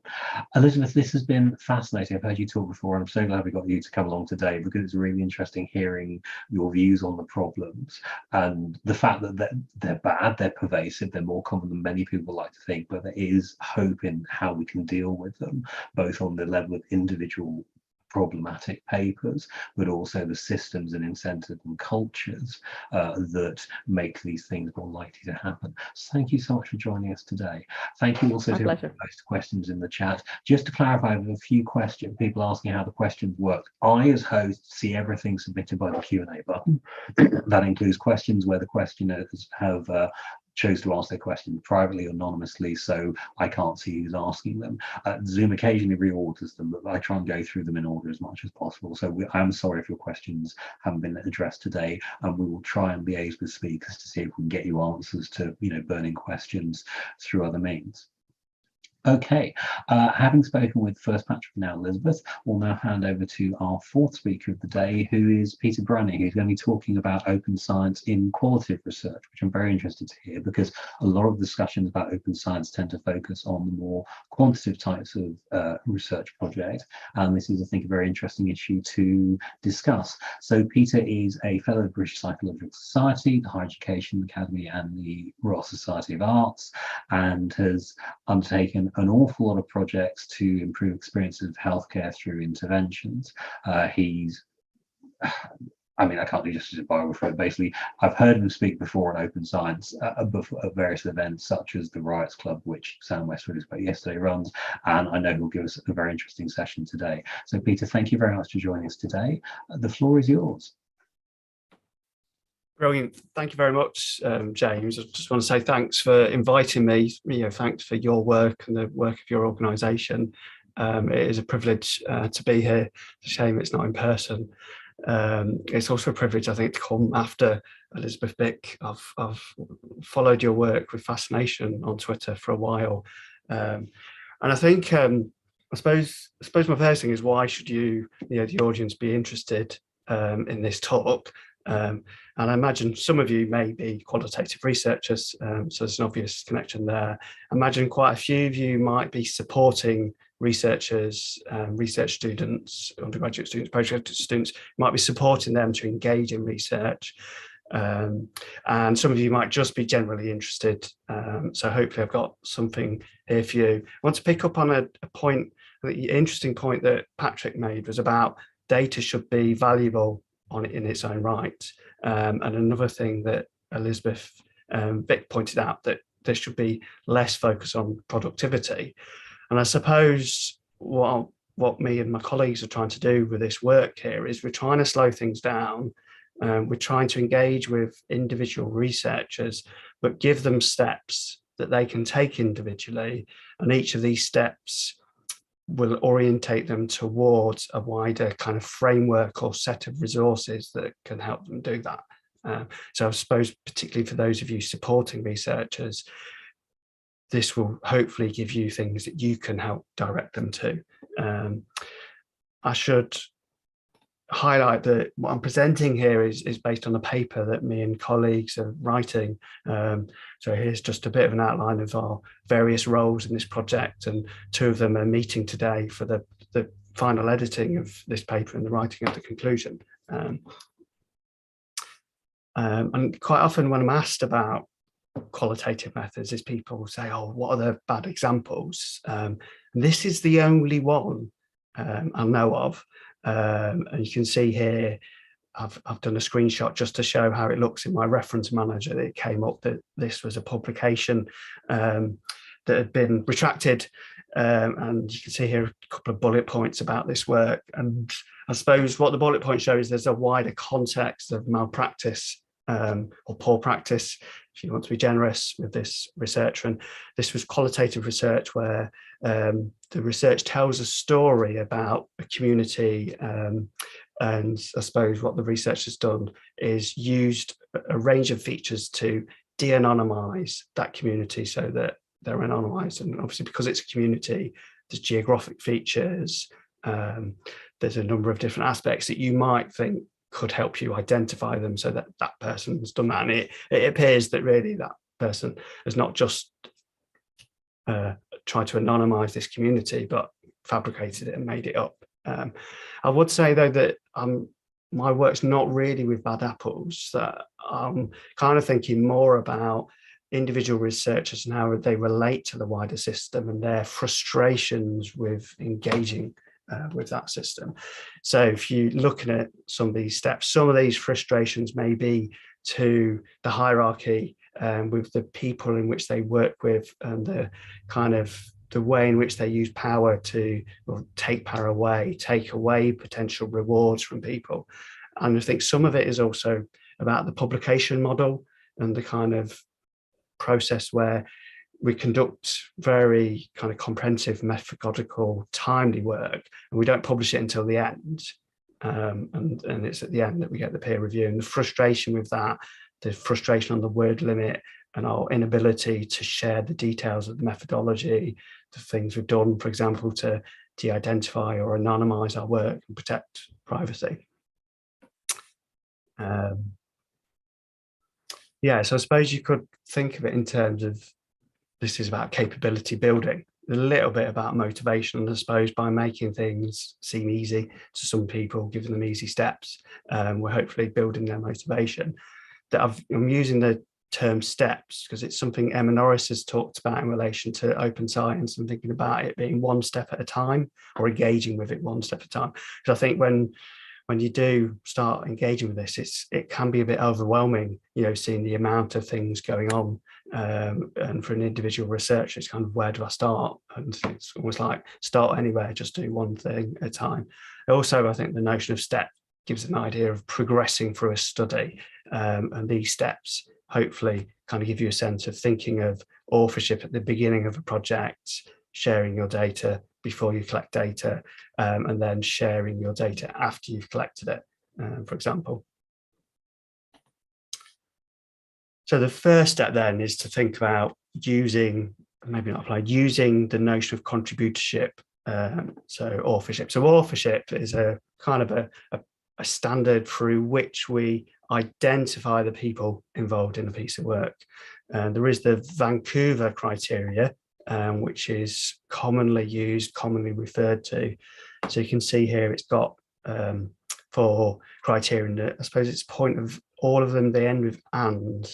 So you're not just involved in one of those criteria, you've got to be involved in all of them. And actually, I would point out from the Vancouver criteria, there's 2 additions, which I think makes me chuckle. I wonder how many authors would it, you know, particularly for large scale projects, be able to recall all the different people and the range of roles. There's a big element of trust here, that these people, that the authors should have a level of trust or confidence in the integrity. I think probably key things to point out then is that an author is involved in writing the publication. So not only just doing the research, they've got to be involved. And if somebody just did the research but weren't involved in writing the publication, weren't given the opportunity, they wouldn't meet these criteria. I think as well, the criteria 4, the accountable for all aspects. There's something there about responsibilities centralized into a small group of people, you know, that those authors have to be accountable for it, even if much of the work falls outside their expertise. So contributorship is a notion that stands in contrast to this, so that it's a process of disclosing all who contributed to the research, you know, to the planning, conducting and communicating about it. And the idea here is that you think about a contributor's role. What did they do? Describing that role, briefly explaining it, and then they're accountable for their role, not necessarily accountable for everything that was involved in it.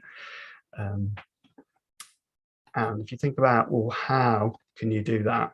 So the credit taxonomy is one way in which you can do that as a process. So what I've done is just pulled out 3 of the roles and the definitions that are provided as part of the credit taxonomy. There's a link there to the website, so it's very easy. There's a reference resource for people to go back and check. You can see here, for example, there might be people who are involved in just reviewing and editing, not necessarily writing the manuscript draft. And I've used this recently. So Holcomb and colleagues have created what I'd call a web app that can help you do this. I've taken screenshots so you can access and download an Excel file or a table that lists, people's names. You can put their roles. You can then upload that to here, and then you can get output in various formats. So some of these, I must admit, I don't know what this is or the XML file, but presumably that's something that could be uploaded and reused, say, for manuscript submission. So I've pulled out a couple of examples from papers here. So a paper by a colleague called Laura Kilby, and has used the credit system. So this appears, I think, at the end of the article, but before the references. You can see here is nice and simple in terms of just an outline of what they do. I suppose here the credit system is very much high level roles. I suppose it's a little bit like the credits after a film or broadcast television.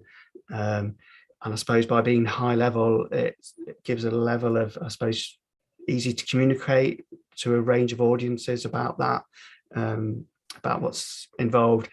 It can also then be used in kind of researcher reward and recognition systems, so that, say, when submitting them to a manuscript submission system, some manuscripts, some journals now have integrated so that you can add your authors and you can click the boxes to their contribution.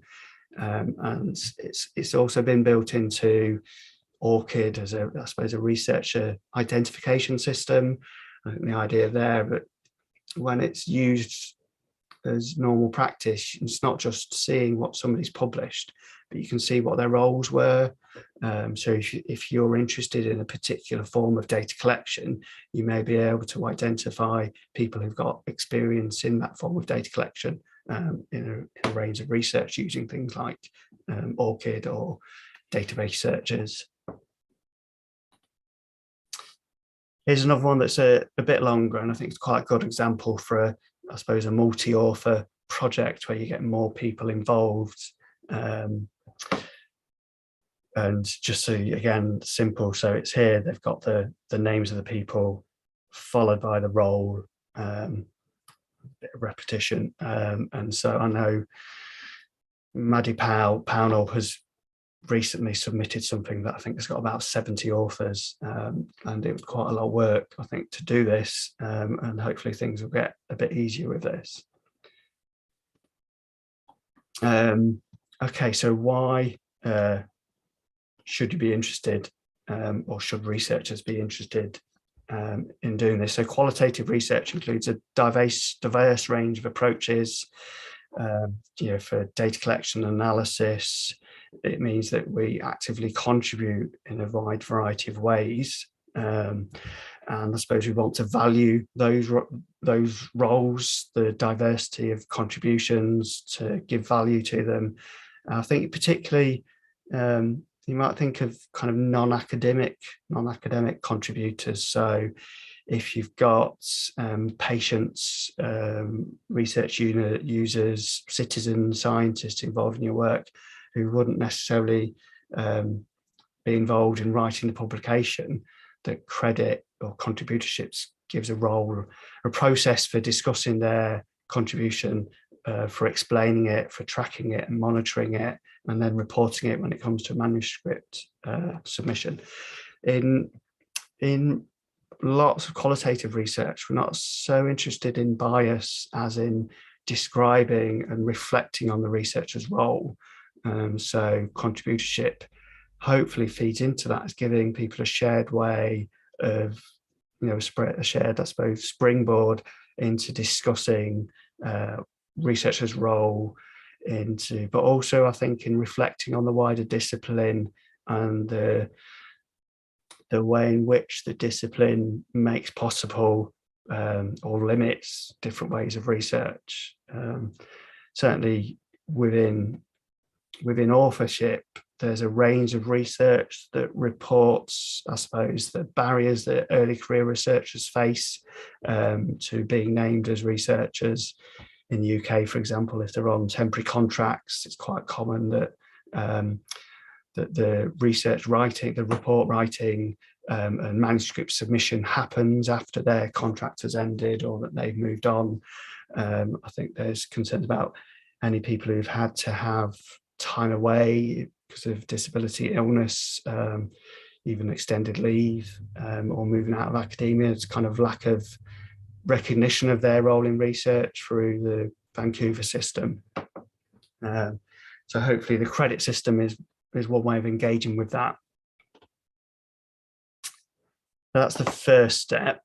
So then the second step is, once you've agreed to, well, even if you've not agreed to use contributorship, is to think about pre-registering or registering your method. So this, I think, is your method, everything that you'd include in your method, your research questions, as well as your analysis, your data collection, data gathering. So if you think about what is this, this is what you might think of the standard, very simplified timeline to producing research. You develop your idea, you design your study, collect your data, you write a report, you publish a report. And the classic is that you submit to a peer-reviewed journal and it gets published. And I know I'm sure many colleagues have this in many different disciplines, is that the submitting to a peer-reviewed journal can take years in terms of submitting, waiting for peer review, sometimes often getting inappropriate peer reviews, peer reviewers who lack expertise and ask questions that are irrelevant. I've had a journal, an article published, and I think it went to 20 different journals, and I think 2 of them sent it out for peer review. Obviously the final one sent it out for peer review. And I think there's a big frustration, I suppose, with qualitative methods, particularly in psychology, in a discipline that's largely experimental and quantitative, that there's insufficient expertise when it comes to peer reviewers. So this reliance on trying to get something published after you've done all the research is really frustrating, really timely. I think as well, the nature of this, the publication happening near the end, is the researcher reward and recognition is focused on the final output and not on all the work that goes into it. So there's, I think, a pressure to produce numerous publications rather than to do really good quality research. And I think that links in nicely with what Patrick Valance and Elizabeth Bick were saying. So pre-registration is very simply to share or pre-register your design publicly before you collect or gather your data. Often talked about, I suppose, like a time-stamped sharing. Wikipedia, I think, is a good idea of the technology in which the technology provides a record of when things were uploaded, who did the uploading, and then also, I suppose, the editing and then when things were edited. I suppose this is kind of what you might think of as a fixed, as a one-off sharing, but these systems are changing so that you can go back and show changes have been made and add a commentary on why those changes have been made. I forgot what this is called now, but registered reports is a kind of another level of this, so that you submit this work for your design for peer review, and a journal or a peer review system might review it and then accept it. So the benefit there is that you've got in principle acceptance of your publication or your research before you even go out and collect or gather your data. And then when you come to the final report, there's a second process of peer review. And I suppose there the peer review ideally should be focused on how you have achieved your commitments in the study design, and potentially any justifications or any explanations for why things changed. And there are some, so I suppose this is at least in psychology, is much more common now for experimental research, but there are journals that are taking qualitative method studies. So I could think of BMJ, Open Science, F1000R Research. Even there's a journal called Cognition, which publishes qualitative research and has and accept registered reports. I think probably one of the risks with registered reports is they're still limited by the word limit of, or the page limit of the article, whereas pre-registering your report is it's potentially a separate publication. The downside to that, I suppose, is the tracking and the changes, being transparent about the changes that happen between the study design and the writing of the report. So how do you do this? How do you do it? I suppose it's almost like, what information would you want to have in a pre-registered report for qualitative data? And I suppose being aware that because there's a range of methods, but you also want to communicate to a range of audiences. So Tamarind Haven and colleagues have done a Delphi study where they've gone through 3 rounds to come up with what you might call of as a collective norm about the headings as well as the descriptions for the information that should be in a qualitative study design. And of course, this was one study, and there are a range of quantitative or experimental or exploratory templates. But obviously in the future, we could have a range of templates for qualitative methods. So here is the pre-registration of this Delphi study. So you can see here, actually, there's a range of components, but what's probably notable, the key point here is that despite there being this kind of template system for uploading things, they had to add most details as a supplementary file. And this at the time was what was called an open-ended registration. And of course, the point of this Delphi study was to improve this. So you can see here that this is a study that Tamarind Haven has been involved in.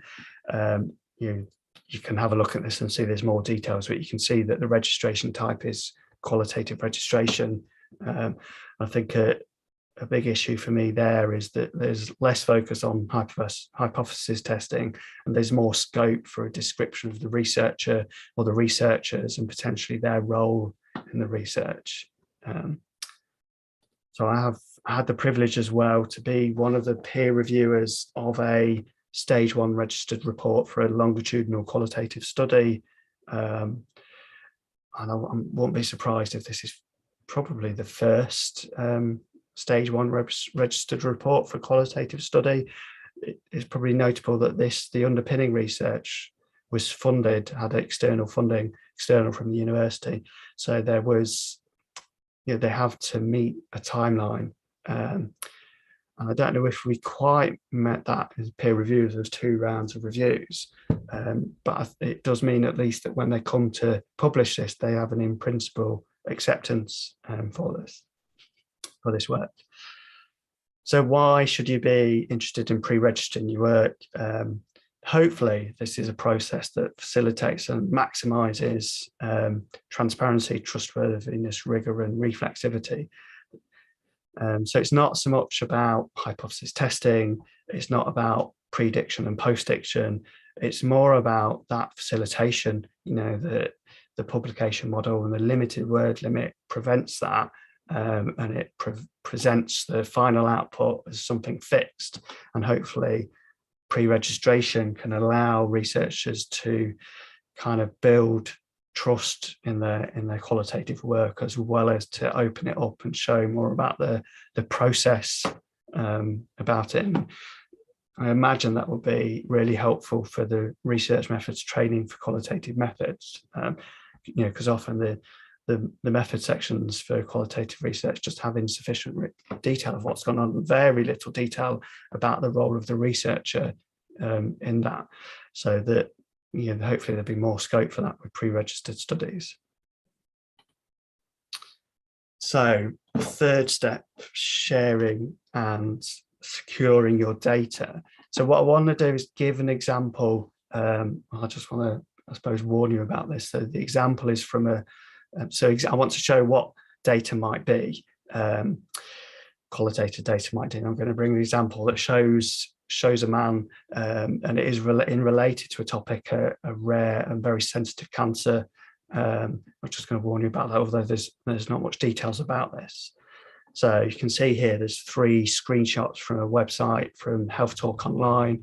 So this was some research I was involved in when we went out and interviewed men about a cancer they had, about their experience of it, their early signs and symptoms, the kind of seeking treatment, their experience of treatment, of recovery, aspects, I suppose, of their identity.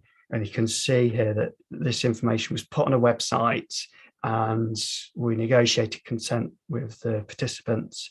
So in some cases, you can see here with Jim consented for video clips of him. So video clips, the audio and the text to be used. You can see here that interviewer 21, so this interviewer agreed to their name being interviewer 21. They agreed to the audio being shared, but not the video and the text. And whereas Tim agreed to his name being used, but not the audio or the video or the text. So if you remember, I think this was about 24 interviews, probably about 25 hours of interviews, as well as all the text, just to then just give you a list of most of the data that involved in this. So there's the video file, the audio file. We then paid a professional transcriber to turn that into a text version of the interview. The researchers then looked at that to edit it, so listened to the interview and just edited it to make sure it was as accurate as it could be. We then sent that transcript to the participant, and we asked them to sign a form and approve it. And we also gave them the opportunity to edit that. So you can see there that maybe that they may have changed it from what was said. So that, for example, the transcript showed a lot of repetition because they were trying to be a relatively accurate representation of what was said. And one participant took out all the repetition. So then I suppose you could say that within that, there's some of the data is their edits, but for at least there's the final interview transcript. There's also a biography of each participant that was written by the researcher. Again, we asked the participants to look at that and approve it, and they could change that. And then in terms of what went on the website, there was a draft theme, with quotes. We sent them out. So each theme went to 2 different external advisory members, one from academia, one from clinical practice or from the charitable sector. And so we had their feedback on each of those. And then, of course, there's the final version. That's just, I suppose, to open up. Now, if you look at any of the publications of this research, you might not realise that there was all those levels of data. So let's move on. So what is open data? I've got here a definition, and I think you'll see, looking at this, that this is very much about being free access. So I suppose that kind of means people can find it, that they can use it, they can modify it, and they can share it for any purpose. So that's the strongest definition of open data. Now, you might think that qualitative research gets an open out, get out of jail card, that you kind of think, well, there's legitimate sensitivities to this data, and it's not just that it's identifying information or even that it's sensitive information. There's also, I think, that even when we've gone through to de-identify or anonymize aspects of a transcript, or even you could go through a video to take out their face and take out words of, take out phrases that are identifying.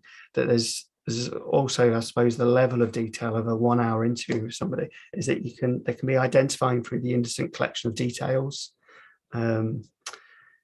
So that, you know, somebody close to one of these men being interviewed may be able to identify them, even though we've not mentioned the name of the hospital or where he lives or the names of his family members. It's just a collection of details. And I think there's also, I think, potential in the future, say, for if there's an audio file but no video, it may be that future technology allows, you know, reliable search for audio to identify people, so that even though that person's agreed to that, that it might mean that there's the possibility to aggregate across sources, so that that might not meet with the commitment, or might not, participants might not be comfortable with that. So I would say that a lot of work now in the kind of guidance and policies on open data does recognise legitimate sensitivities. You can see here, so this is the UK Concordat on open research data, and clearly not all data can be open. FORTS, which I suppose is an international network of people for framework of open research, I've forgotten what one of the R's is, reproducible teaching. And you can see here that they've added that sensitive or time sensitive data sets can be embargoed or shared with more selective access. So open data does, I suppose, open data policies are recognising and trying to incorporate legitimate sensitivities. So this, I suppose, is just an outline. Okay, just let's think about what personal data is. So it's identifying data, tells you who you are. It might be sensitive data. So for example, you know, in the UK, that legally, that's things like race, ethnicity, religion, sexuality. There's the innocent collection of details. I think there's also something here about research competency in, do they have the skills to de-identify or anonymize data sets? But there's also, I think, the worry that by sharing so much data, that we may reveal our failures, our mistakes, and particularly, I suppose, for researchers in vulnerable positions, you know, Elizabeth Spitt, without the wider kind of financial support of a university.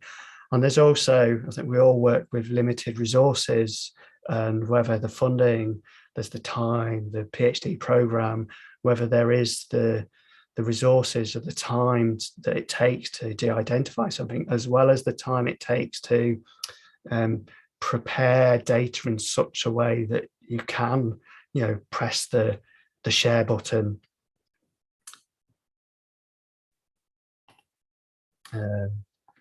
So again, actually, I think probably the BPS, which I was involved in helping craft this, the British Psychological Society position statement on open data. They have two principles within that, and that's that, you know, that as open as possible, as closed as necessary. So I think is a really good principle about balancing, I suppose, openness with protection, as well as kind of highlighting that decisions made about data sharing need to be both justified and justifiable.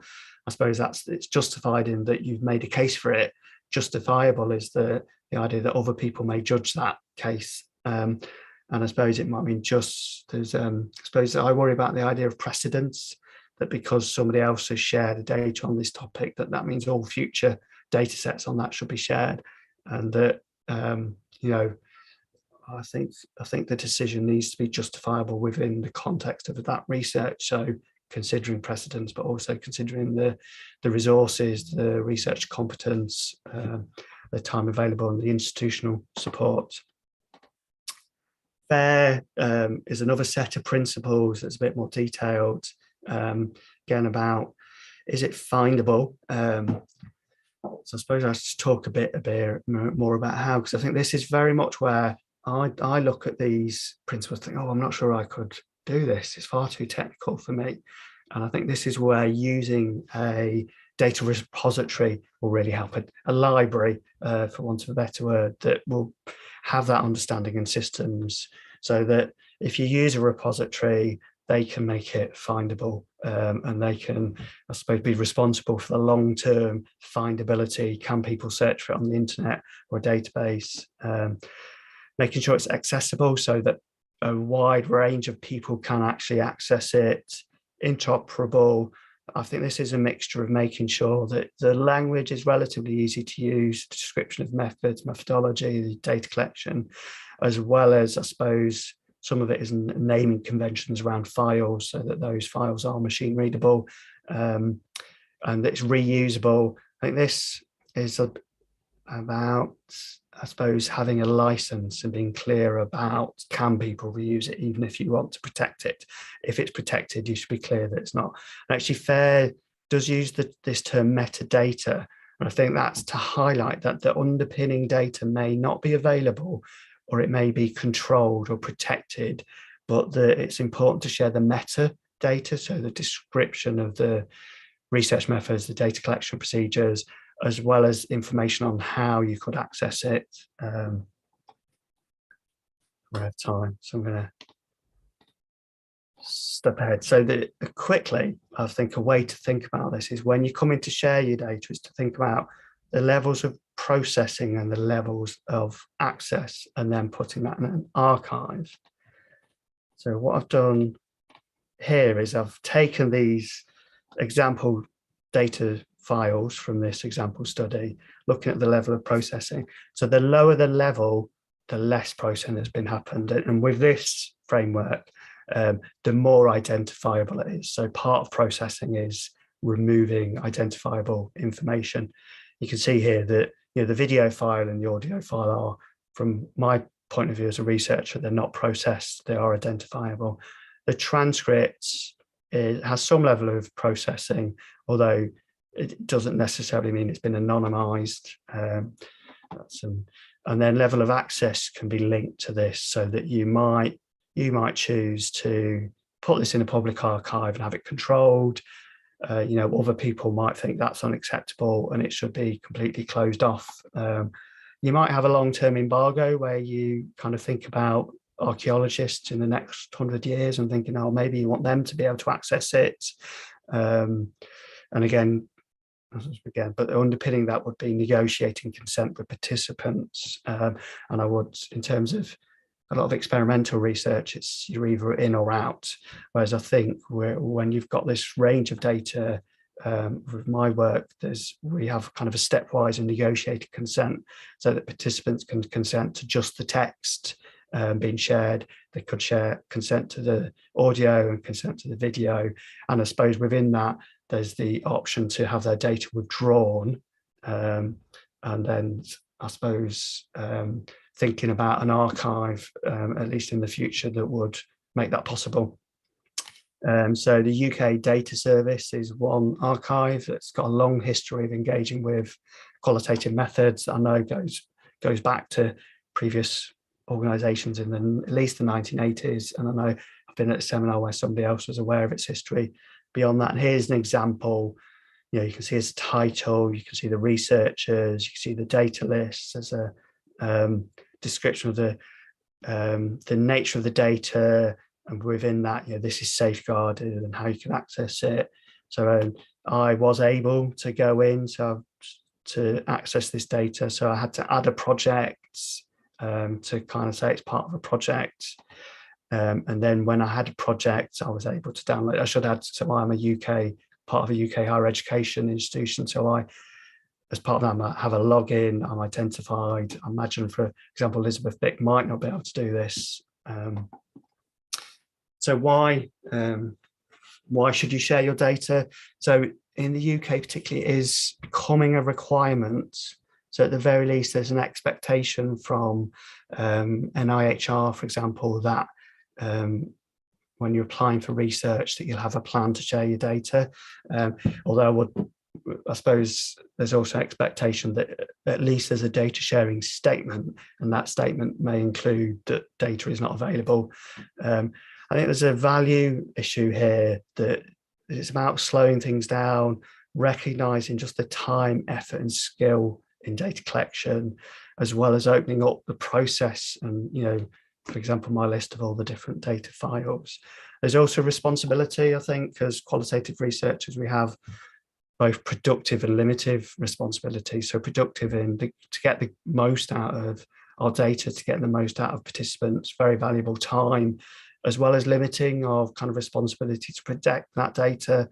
And in some senses, an archive might have that skill and competency in how to protect a digital asset. So that's it from me. Thank you very much for taking the time to listen. Hopefully there's a few minutes for questions. That was fascinating. Thank you so much, Peter. It was really interesting. We've had an awful lot of questions and discussion in the chats during the Q&A stream. So we've got a few minutes, so I will pull out a few. And my apologies to those we don't get a chance to deal with, but it was a fascinating talk. And if people ask, we're making the slides available on our website as soon as possible, and the recording as well. That will take a little bit longer. Okay, so we've had a few questions about, and I'm going to pull out some themes in the questions, about the applicability of the themes and practices you're talking about to quality of research across all disciplines. Catherine notes, for example, that some disciplines have embraced things like pre-registration, say psychology and economics. Others seems more resistant or hesitant. And other questions about, for example, Philip says, in qualitative research, you often don't know what the questions are. It's more about, well, what are the issues? What are we looking into? So does this sort of potentially what we see as kind of a linear methodology work for qualitative research in general and for all disciplines of it? Yeah, I mean, there's definitely, I think, there's a context in which these practices have been developed largely by people from experimental backgrounds doing hypothesis testing. Are you still there, James? You've frozen. Yes, I am here. Yeah. Yeah, so I think there is a context to that. And I would say, though, that I challenge that researchers are reluctant. I think often the researchers are within a context within which there's an expectation to produce a lot. They've not got the time to focus on quality and the rigor in their research. I mean, my colleagues and I, we've picked up these 3 steps because we think they are applicable across a wide range, and we think that with all 3 of them, there's something external to draw upon to help people do that. So certainly, credit is a relatively easy, I think, quite intuitive, process to go through.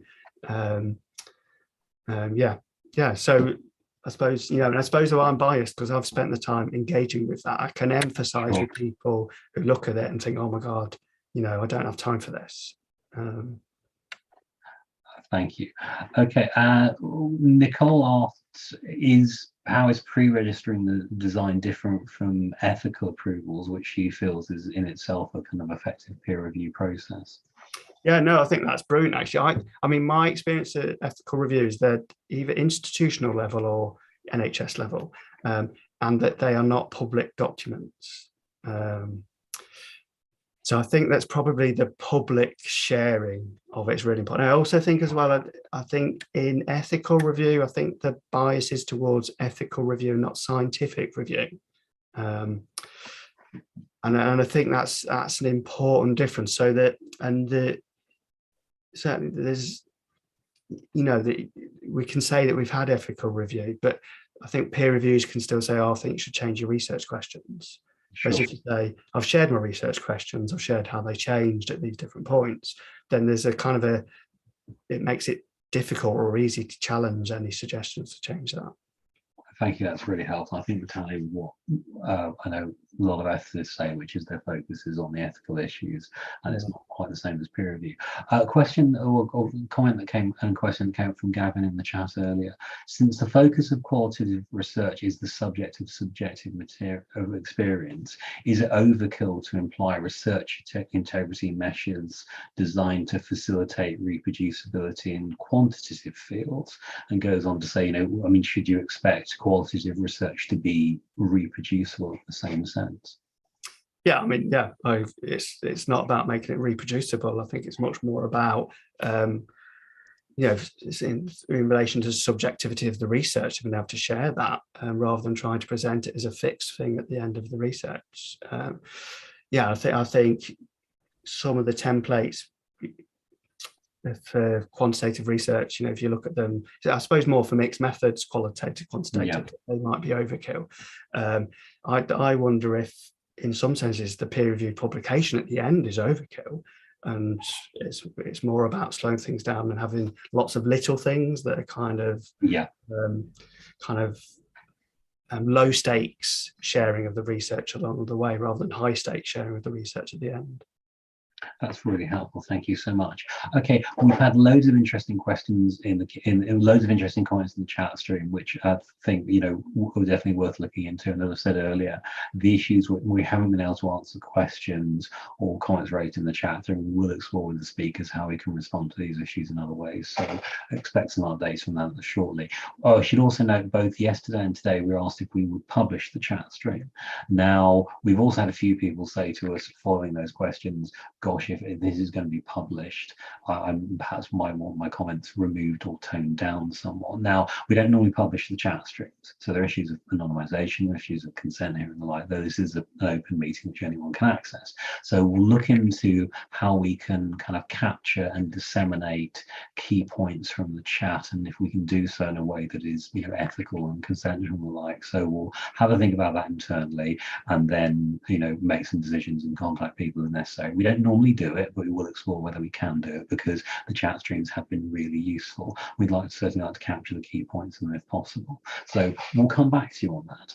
Right, Peter, thank you so much for your comments today. It's a really interesting aspect of qualitative research, how we can sort of, you know, capture these things. And also I think it's important to have the conversation, as I said to you in the sort of pre-conference briefing the other day, so often the discussion about open research relate very much to the more, it's very heavily STEM focused in certain disciplines within STEM reason. I think it's very important that other disciplines and the broader discipline spectrum as a whole considers these issues and the applicability of open research to their own particular research tradition. So thank you so much for joining us today. We'd certainly like to have further conversation with you about this.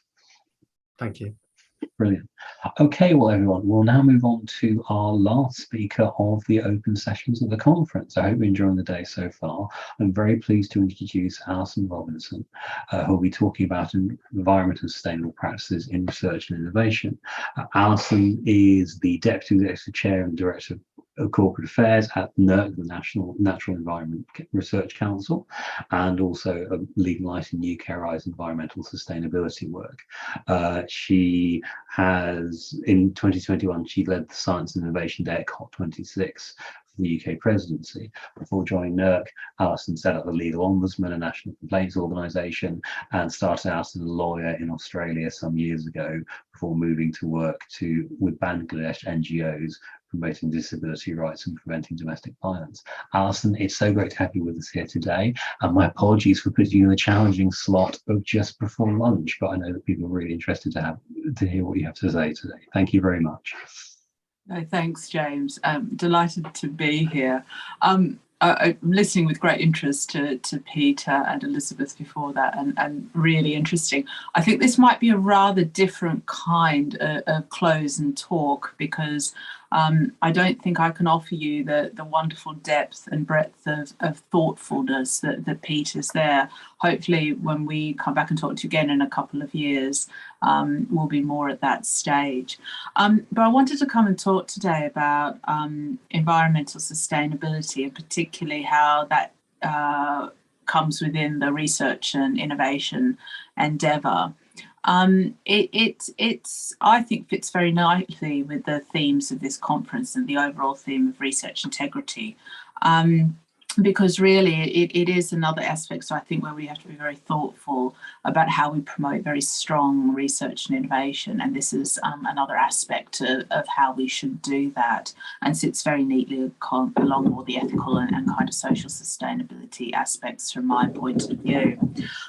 But I guess what I wanted to outline today was a bit of an introduction, particularly from what we're trying to do at UKRI and working with the sector in terms of environmental sustainability.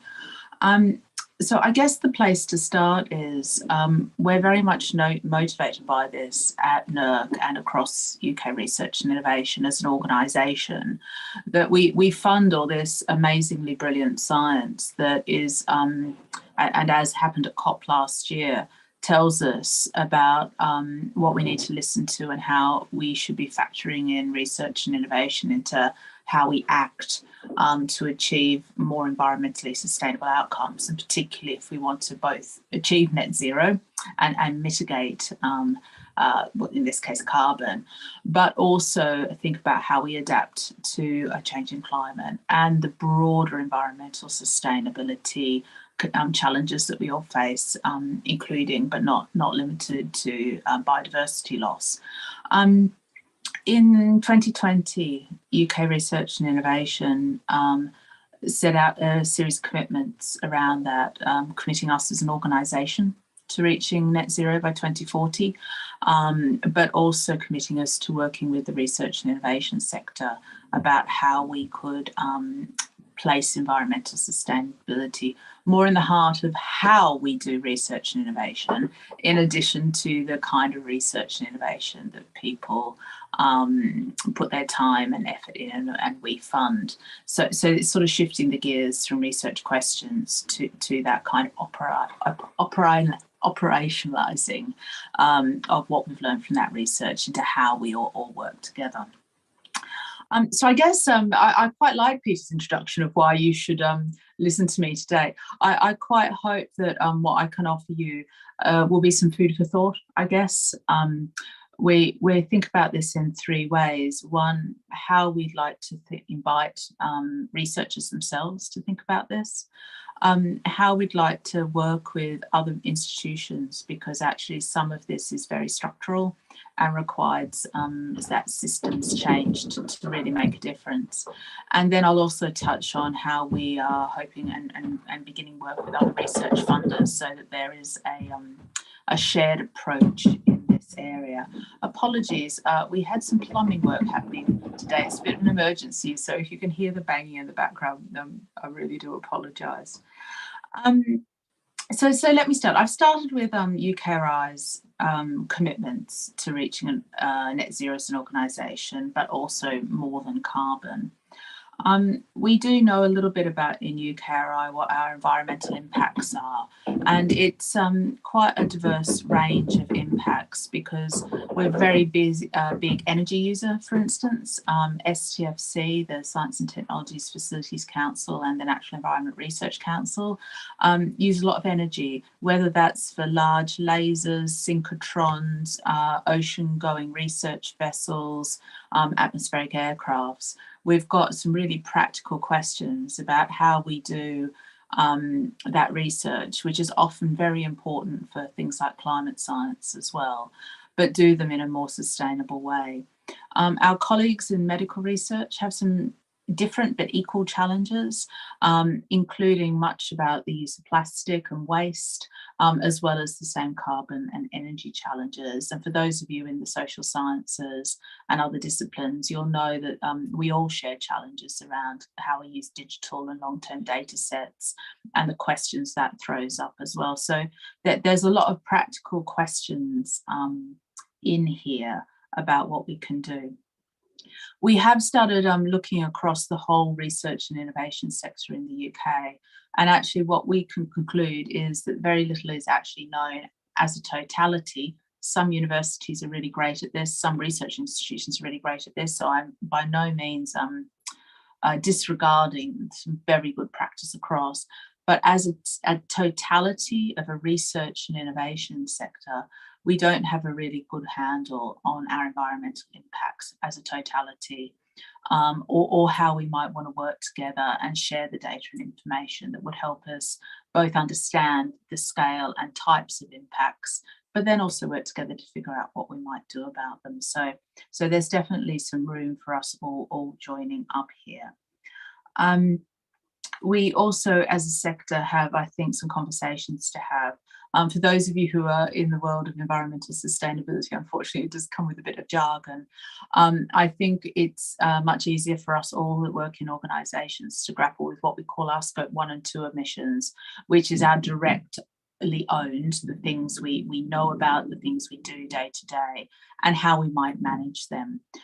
It's a very great interest to us as a funding organisation about how we get a shared handle on what we call scope 3. So in the case of UKRI, to give you an example, where we offer funding for other people, and then to understand the impacts and the environmental impacts of how that funding is used. Who reports on that? Who should take ownership? How do we decide if we do want to change how we do things? Where that conversation takes place, and who owns things and can take those actions. So there's some really big and important conversations to have in that as well.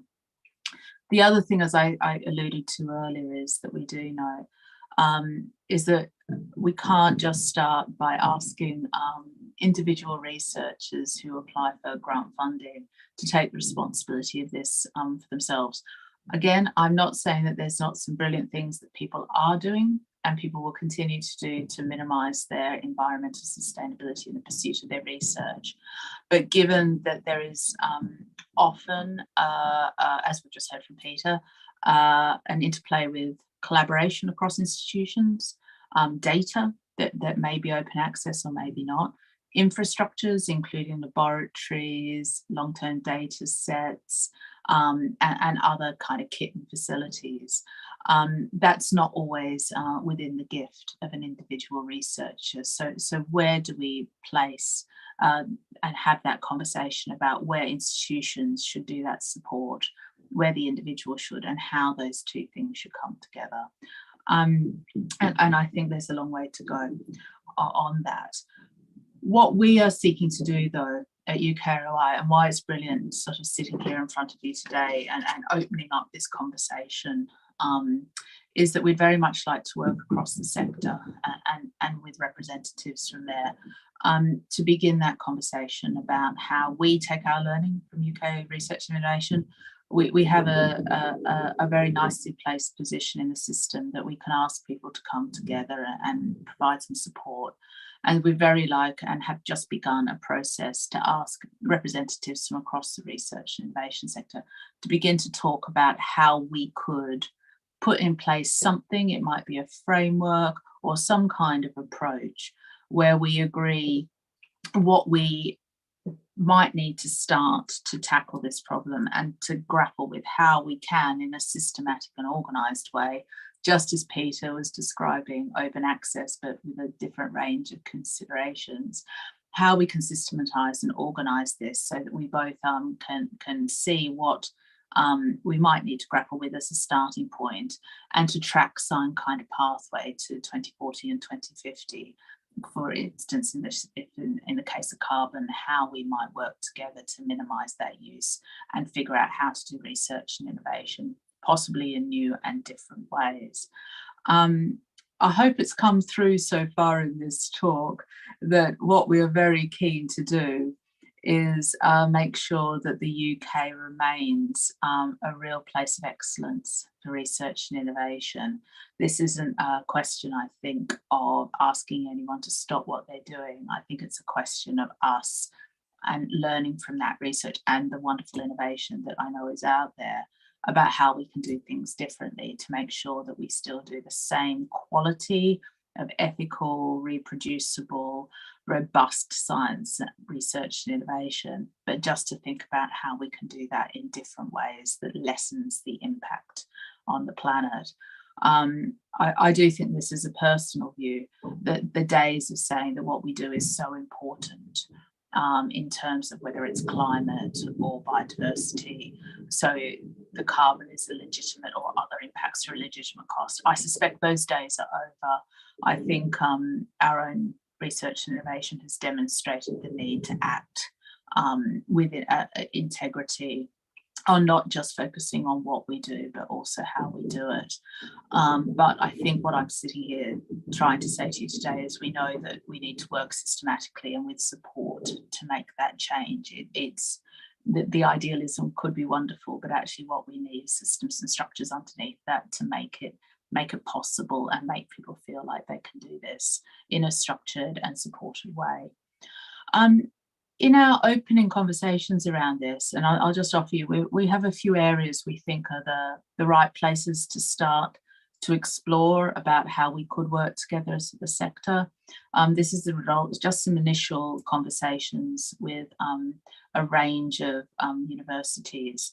We're also very keen to broaden that out and include public sector research establishments and other research centres and institutes in that as well, just to make sure we capture the breadth of the people in our ecosystem and sector.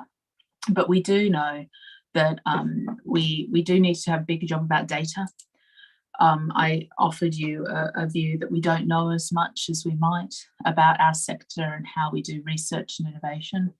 There's some excellence out there and some really excellent universities in particular who are very good at grappling with their environmental impacts of their teaching practices, their estates, and their wider infrastructure.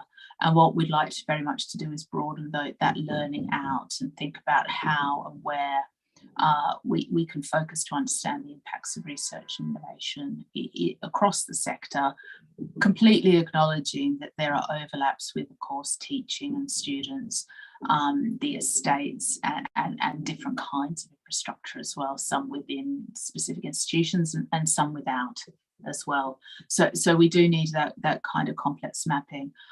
As part of that, we had some very positive signals, a little like Peter was talking about in terms of open access, that people would like an open and shared approach to this.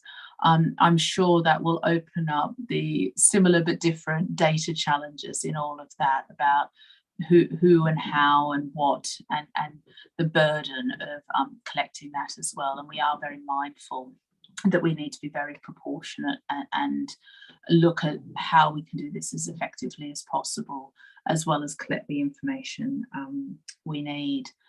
So some other areas we're also very keen to explore are kind of around standards and ways of working, if I could put it that way to you.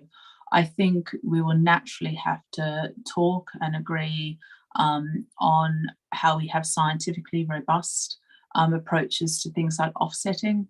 And this again is where I think that we really do need to listen to our science and articulate a good standard there for us all to adhere to. And I think there's a little bit of work that needs to be done in that area. I think there's some other areas that in that same way where we need to decide where and how we're aiming for together, and to really look at the data and decide on what given that we are the people who do the research and innovation, what we need to pull through and how we need to work together to what standard. And there's been a very welcome shared sense that we can't go for a lowest common denominator here. We need to have something meaningful, but that's also practical and possible, that could evolve over time. The other areas in our early conversations are also the importance of engaging people, and particularly recognising that many institutions that do, and many people that do research and innovation are very much interconnected with communities, other businesses, and how do we both recognise that, learn from the good practice of that, and the parallels of some of that local community engagement and where work has developed in other parts of the education and institution landscape, and what we can learn from that as well. And I think those networks and community relationships are really important in this, and we need to do some more work to understand how we factor that in. I think there's also then a question in all of this about the balance, as I said earlier, between what's the role for institutions in taking a leadership position in this, how do we want to work together, and how does that become part and parcel of the decision making and business cases of where we place money and funding and make the changes we need to change. And then, as I said before, we also need to think as a second step after that, about what we ask individual researchers to do and how we support them to do that as well. Just to preempt any of you who might be asking about terms and conditions of grants from UKRI, it is something that we know at some point we will need to get to. We'd very much like to do this piece of work first to understand where that balance of working with institution lies, and where then we can quite reasonably think about things for individual investigators. It doesn't seem right or fair to place the burden to meet any specific requirements on investigators yet. I'm going to say it's not a guarantee we will do this, but we'd very much like to do this piece of work working with the sector first, before we move to thinking about terms and conditions of grants. I think in this there's an awful lot of goodwill in the sector, and if you look at things like the Green Gown Awards, an awful lot of good practice there. So we'd very much like to see how we can work together in a shared endeavour first, rather than just going to what can be considered a reasonably blunt instrument of terms and conditions of grant. I alluded earlier, we often are asked too about positions on offsetting. Again, we'd like to do this work to really understand what a good position on that would be. A lot of, for instance, of the NERC-funded science around carbon and trees raises some interesting challenges about land use and the amount of land we need to do that. So I'll just refer you back to my opening statement of we do need to have a very thought through position on this and a robust scientific position, I think. So we're open to that conversation, but no immediate change to any policy positions on that one until we have had that time to work it through. This conversation that I keep alluding to, we have got a kind of an early time map out, and we'd very much like to have this conversation. We'll start with kind of a smaller one to develop this framework that I'm talking about, and then opening that up over time, and would like to kind of start and work through it and try and conclude it within the next 18 months. For those of you who don't feel that's urgent enough, I have an incredible lot of sympathy with that. But I think it's really important to try and do this very well together, because I think, given the importance of the subject matter, we very much want it to stick, if I can put it that way, and come up with something that will necessarily be perfect in the first instance, but will help us define that pathway to take real and meaningful action along the way. I'm also very open in that, and it has come up in these early discussions, and I think will echo probably discussions you've had over the past 2 days about how we bring in wider factors into developing this framework. If you think about practical examples like travel and kind of the culture of research and innovation, these will all, when we know, bring up questions of kind of equality, of inclusion, particularly about how people want to carve out academic and research careers, how you weigh kind of the ethical and practical dilemmas that's making some choices about how we become more environmental sustainable might make, and very much want to put those kind of broader considerations and work through some of them in this framework as well.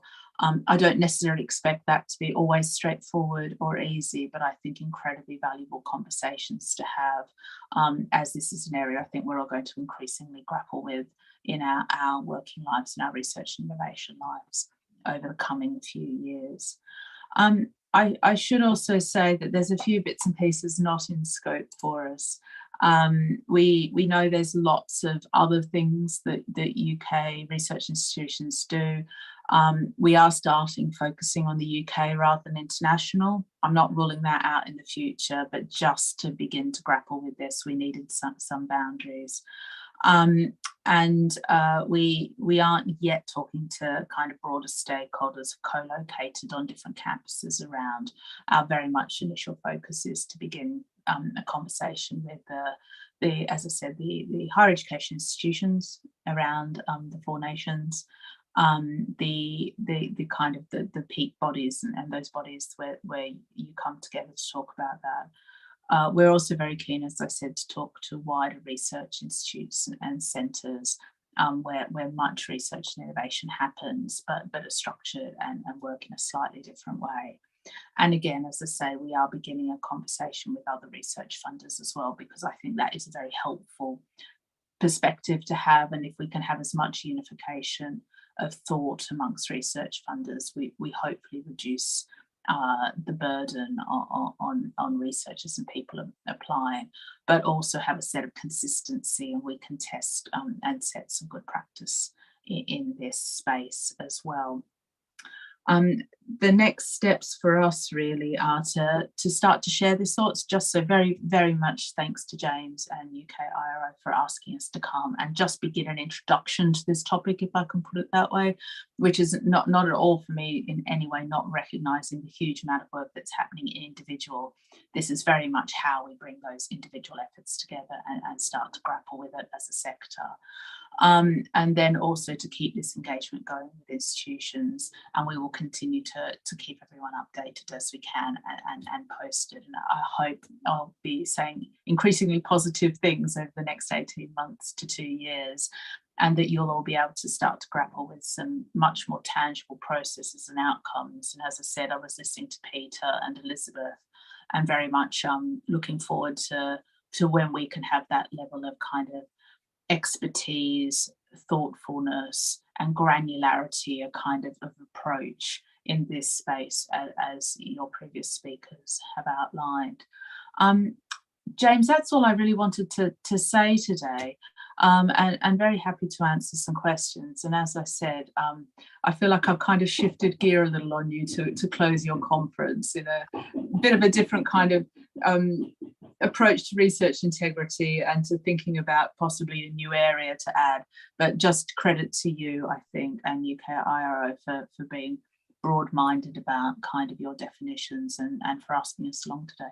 Yeah, well, I think your talk dovetails very nicely with the first talk that opened the conference, where Astrid Icon talked about the work that she'd done with the layer on climate change and sustainability, and that looked at the issue on a very broad focus and looking at what potential actors in the system did. And to kind of dovetail that, we wanted to end with something that was very much focused on the UK space and helping to shift the landscape a bit, because I mean, last year, for example, we had Martin Farley from Leaf talking about what individual researchers can do in their labs, and this time around, we thought for a UK focus on sustainability, let's look at an organisation which is using its considerable levers, as you know, UKRI's huge public funder, and I think can in many ways help set the tone for UK research.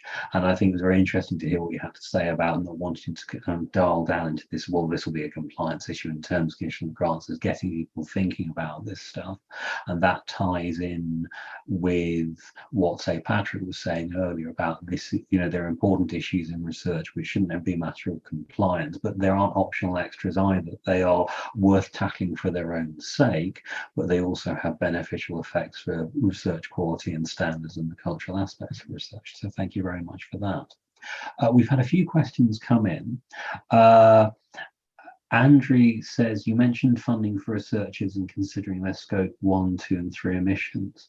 Would these considerations include the emissions of the sort of publication or dissemination of research for publishers, whether in, for instance, digital? Well, isn't that an interesting question? I think I've never seen anyone report on the dissemination of their research in scope 1 or 2 and 3.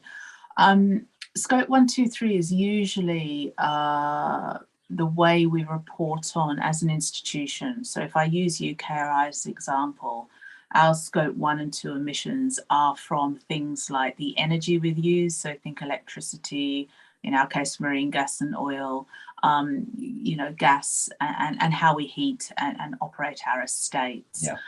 Their business travel, their things like that. It's a very good question, and I'm going to take it away because this is what I mean when you get into scope 3. So let's say we have offered some funding to someone to deliver a piece of NERC research. I'll use NERC as an example because I think I'm allowed to.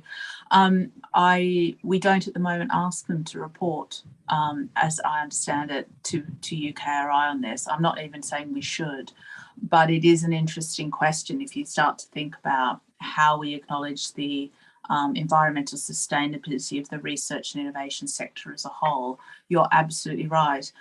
These things about how we publish, the effort going into publishing, and that it's another form of long-term data set, isn't it? How we hold these archives is all absolutely part of, I think, of what we should be thinking. But no, I haven't heard of anyone in UKRI specifically reporting about that. But I think it's a really interesting question to add into this conversation about how we make sure that we're capturing all the different parts of the sector and how we think about it. And if we understand whether it is a large or small or otherwise important part of kind of our environmental sustainability impacts and emissions, and that kind of understanding of the materiality of these things, I think is really important, because it gives us a bit of a batting order of where to think about where to start. And then as we work through that list, where else we then need to pay our attention to. So it's a really interesting question to which I, as you can tell, I don't have a direct answer for you. Thank you. I think when Astrid was asked about climate impact of the publishing aspect, she wasn't aware of any data either, which makes me wonder whether it's out there but very obscure, or whether this is something which perhaps, you know, the publishing community could do more to look into. Who knows?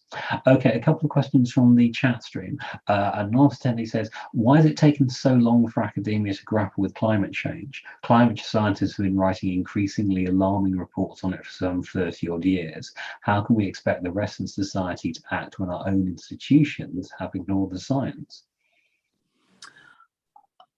I guess I sit in a privileged position. I think I'm more hopeful than the questioner asks. There is some extraordinarily good practice out there. I don't think either individual researchers or institutions have been ignoring this. I think there has been less urgency to all our actions, and I include UKRI in that. Please be kind to us, because we are very trying to make good on that. But yes, I think there was, and I alluded to it in my comments, perhaps a little bit too much comfort in thinking that the actual research we were doing was making such a considerable difference. We didn't start to think about how we were doing that research soon enough. That isn't a blanket statement, though.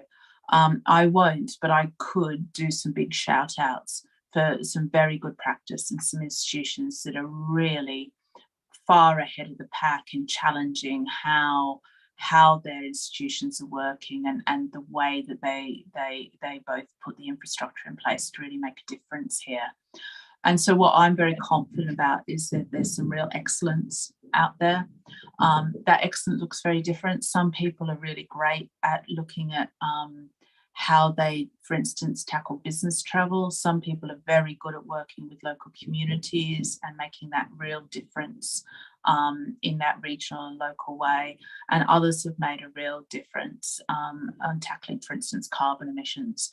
What I think, and with thanks to James for his kind words earlier, what we would like to do from UKRI is sort of galvanise all that great practice and bring it together more, so that we can all share that and move together. So I do agree in that sense with the thrust of your question. It's not that there's some not brilliant stuff out there. I've only found a huge amount of goodwill and a smidge of frustration, as your question alludes to, about wanting to move faster. But I think there's a real platform there to really move together and make and translate those sort of individual institutional differences into a sector-wide one. So I'm hopeful, but I'm not in any way arguing with the fact that we need to get on with this. Thank you. A couple of questions that actually tie in with what you just said. Mandy asks, how can we keep in touch with developments on your projects on this area? We will. We haven't got there yet. We just need to do a little bit more. It's always in the prep and the planning, isn't it, colleagues? A little bit work. We will then, we have offered a dedicated space on the UKRI website to just kind of open up and do this. We're just trying to tread a little carefully there from UKRI. We've got the place to do that, if I can put, but very much want to make sure in how we do this, we're working together with the sector and just taking, but yes, we both want to keep people in touch in the right way, and will. I think you'll see that emerge in the sort of by the end of summer, autumn time, just as we start to bring it together, a bit more structure, and we'll certainly be keeping people updated, mostly through a website after that. Thank you very much. Talking and working together, a question came through enormously in the chat. How do you intend to work along side by side with initiatives such as LEAF, the Laboratory Efficiency Assessment Framework? Are you sort of working in parallel with other bodies, or are you trying to take a kind of coordinating role here? Well, we're very much hoping for, yeah, I guess a coordinating role is nice. I'm not trying to in any way, and I hope that it came across in my remarks, place UKRI as a real leader in this. I think we're doing as much practical grappling with this as any other institutions. But we also wanted to recognise that because we work across and fund across all the disciplines of research and innovation, that we felt we could offer that sort of coordination and convening role here. All those initiatives, and it's not just LEAF, the other one's about who set standards for laboratories, who have worked with institutions for a long time on how to make specific parts of research and innovation more sustainable. We're very keen to recognise that work in this framework and how we can point to those areas that we feel work very well in that. We don't really want to pick favourites, if I can put it that way, because I think that depending on the kind of research or innovation that you do, depending on the kind of laboratory situation or institution you're in, what will work for you and the choices you make might be quite different. And as I said earlier, those ways of helping us set standards and kind of really think through processes and changes and operations are incredibly important practical steps in this. So yes, our early conversations about this have recognised a real role for organisations like LEAF in providing kind of that practical thought through approach. But again, we just want to recognise that whether you work in a laboratory or doing qualitative research with people, there's just some slightly different considerations there. Sure. We want to be able to capture it all. Absolutely. Talking different considerations, Sarah in the Q&A stream, would you be looking at or willing to work with other national organisations on environmental sustainability outside of higher education? She notes she's from the Health Research Authority that's just published its environmental sustainability plan, and they're interested to look at how they can work with others in the research environment to make research in the NHS more environmentally sustainable. So does working outside of HEIs come within the scope of your work, especially as there's so much crossover in the research community between the different sectors of collaborative research? So yes and no is my unhelpful answer, but let me explain that for you. I'm very keen, and the bit of work I've outlined here is aimed at the research and innovation sector. So we are talking, as I said, to funders, research centres and institutes and HEIs, because I think that is it's quite a big area of conversation. Yeah. It's a targeted area of conversation. I'm not the only person working on this, though, in UKRI, and so that was my kind of yes/no bit. But the yes bit is actually, I'm very lucky to work with some brilliant colleagues who are really thinking about how we need to work on this practically. And so I'll give a shout out to colleagues at the Medical Research Council, who by all means go and talk to Susan Simon and her team, who are doing exactly that, looking towards the health sector. I know they're talking to NIHR, I know they're talking to NHS England about exactly that in the practical operation of medical research. It interfaces with these other organisations. Where can they learn from each other? Where are they able to work together to really think about how research practice is done? I know that the MRC are thinking about a research call in this area, but very much about the practical side of things as well. And so there is that work happening alongside what I've outlined to you today. Equally, my home institution in NERC is in UKRI is NERC, and we are also looking to other organisations like Natural England and the Environment Agency that have other practical considerations and are also grappling with this in our area. So yes, we are, but just it doesn't come in the piece of work I've outlined to you today, just because I think it will be a better piece of work, a little bit bounded in that way. But yes, you're absolutely right that if we are going to learn and do this together, we need to talk to broader organisations about how we do this. That's brilliant. Thank you very much. A question that came through in the chat. As we now have author contribution statements, competing interest statements, and funding statements, should research outputs, include an environmental impact statement? Should we be making these direct declarations up front? And could that well, isn't that an interesting concept? I'd say yes, except I think that would be a lazy statement in that I think there's, and again, this is where I refer back to kind of this joint work across the innovation sector. What kind of data is useful here? Like what kind of impacts do we want to measure? Because as we know from UKRI, you need, once you do waste, water, resource use, carbon, biodiversity impacts, you could spend an awful lot of time doing this. And I'm not saying that that wouldn't be a valuable thing to do.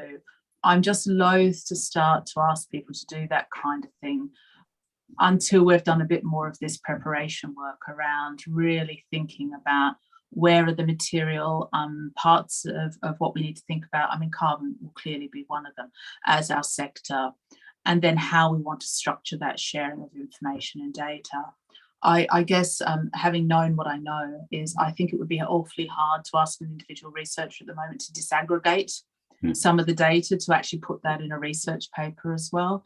So I think these are places, wouldn't it be brilliant if we could get to, if we can disaggregate the financial data we all work with, I'm sure that we can get to a point where we can disaggregate and use carbon costs and other kind of research impacts in a similar way. We're just not there yet. We don't have the systems and tools to ask people to do that. So yes, I think if we can kind of keep that kind of question at the forefront of where we'd like to get to in this, that it is part and parcel of how we just approach research and innovation, and that we report on it and talk about it as naturally as we do about these other aspects, that would be very much where I would hope to get to. I just don't want to start imposing burdens on people. It's a bit like saying, a hurdle and you say jump it, even though I don't think anyone could at the moment in the way that would actually be helpful. As I say, though, there's an awful lot of goodwill, and what I keep hearing, and that's from that question, is people would be very happy to do some of this. I just think we need to work as a sector to get the tools and the systems in place so that we can do that kind of thing. And that broader question of how do we make sure everyone has the time and space to engage with this when they're already feeling busy and overburdened. I think, all the different facets of good research practice we've heard discussed over the last 2 days, the EDI, open research, they're all really important things, and as is environmental sustainability, but it's giving people the time and space to engage with those on top of the burdens they already feel, and making them feel they have that time and space. But I think there's a kind of a perceptual issue that, oh great, I get, that even when organizations do provide support, individual researchers may feel, well, that's great, but I haven't got the time. It's something I say in my daily life, but that's just a 5-minute job, but when do I ever get 5 spare minutes? So no, that's really interesting. To add to that, James, is, and we know that some of this needs to be thought through, because what might be good to help for carbon emissions could have a trade-off on things like biodiversity. Yes. So I think that kind of guidance and support and understanding those frameworks to make good decisions in, they may not be perfect decisions in, is sort of part of what we'd like to begin to do as this kind of, I keep using the word framework, this joint approach, so that we understand that this is both complex and that we need to provide guidance for people to help grapple their way through it. That's really helpful. Alison, thank you so much for a fascinating talk. I had lots of interesting comments in the chat, and thank you. I now get the kind of fun task of saying thank you not only to Alison, but thank you to everybody. This is the end of the public sessions for UK Rio's annual conference. This afternoon we have some closed sessions for our subscriber representatives. I'd like to thank everyone involved in the conference. I'd like to thank our amazing speakers. I'd like to thank my colleagues at UK Rio who worked tirelessly behind the scenes for many months arranging this. I'd like to thank particularly you, the audience, who have made this conference what it is. The level of discourse, of questions or challenges, and a sort of peer support and friendliness and sharing of resources and solutions and offers to give support in the future in the chat have been really great to see. Thank you so much. I think it shows that you can get that level of interactivity and connectivity in the virtual space that previously we only thought was possible in in-person spaces. So for those of you who are joining us this afternoon, for those of you in the public sessions, this is the end of the public sessions, I'm afraid.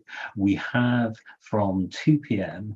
Some sessions for representatives of the 110 organisations that subscribe to UK Rio, and that's on a separate link, and if you've asked for one, they'll be sitting in your inbox, and we'll see you then for some discussions. There'll be a chance to talk about the future of UK Rio and how we can best support you, some discussions on research integrity champion networks and how individuals and institutions can address allegations of research misconduct. So for those of you who are affiliated with UK Rio subscriber institutions, we shall see you at 2 p.m. For the rest of you, this is goodbye, but thank you so much for coming along. As I've said in my opening remarks today and yesterday, do have a look at our website.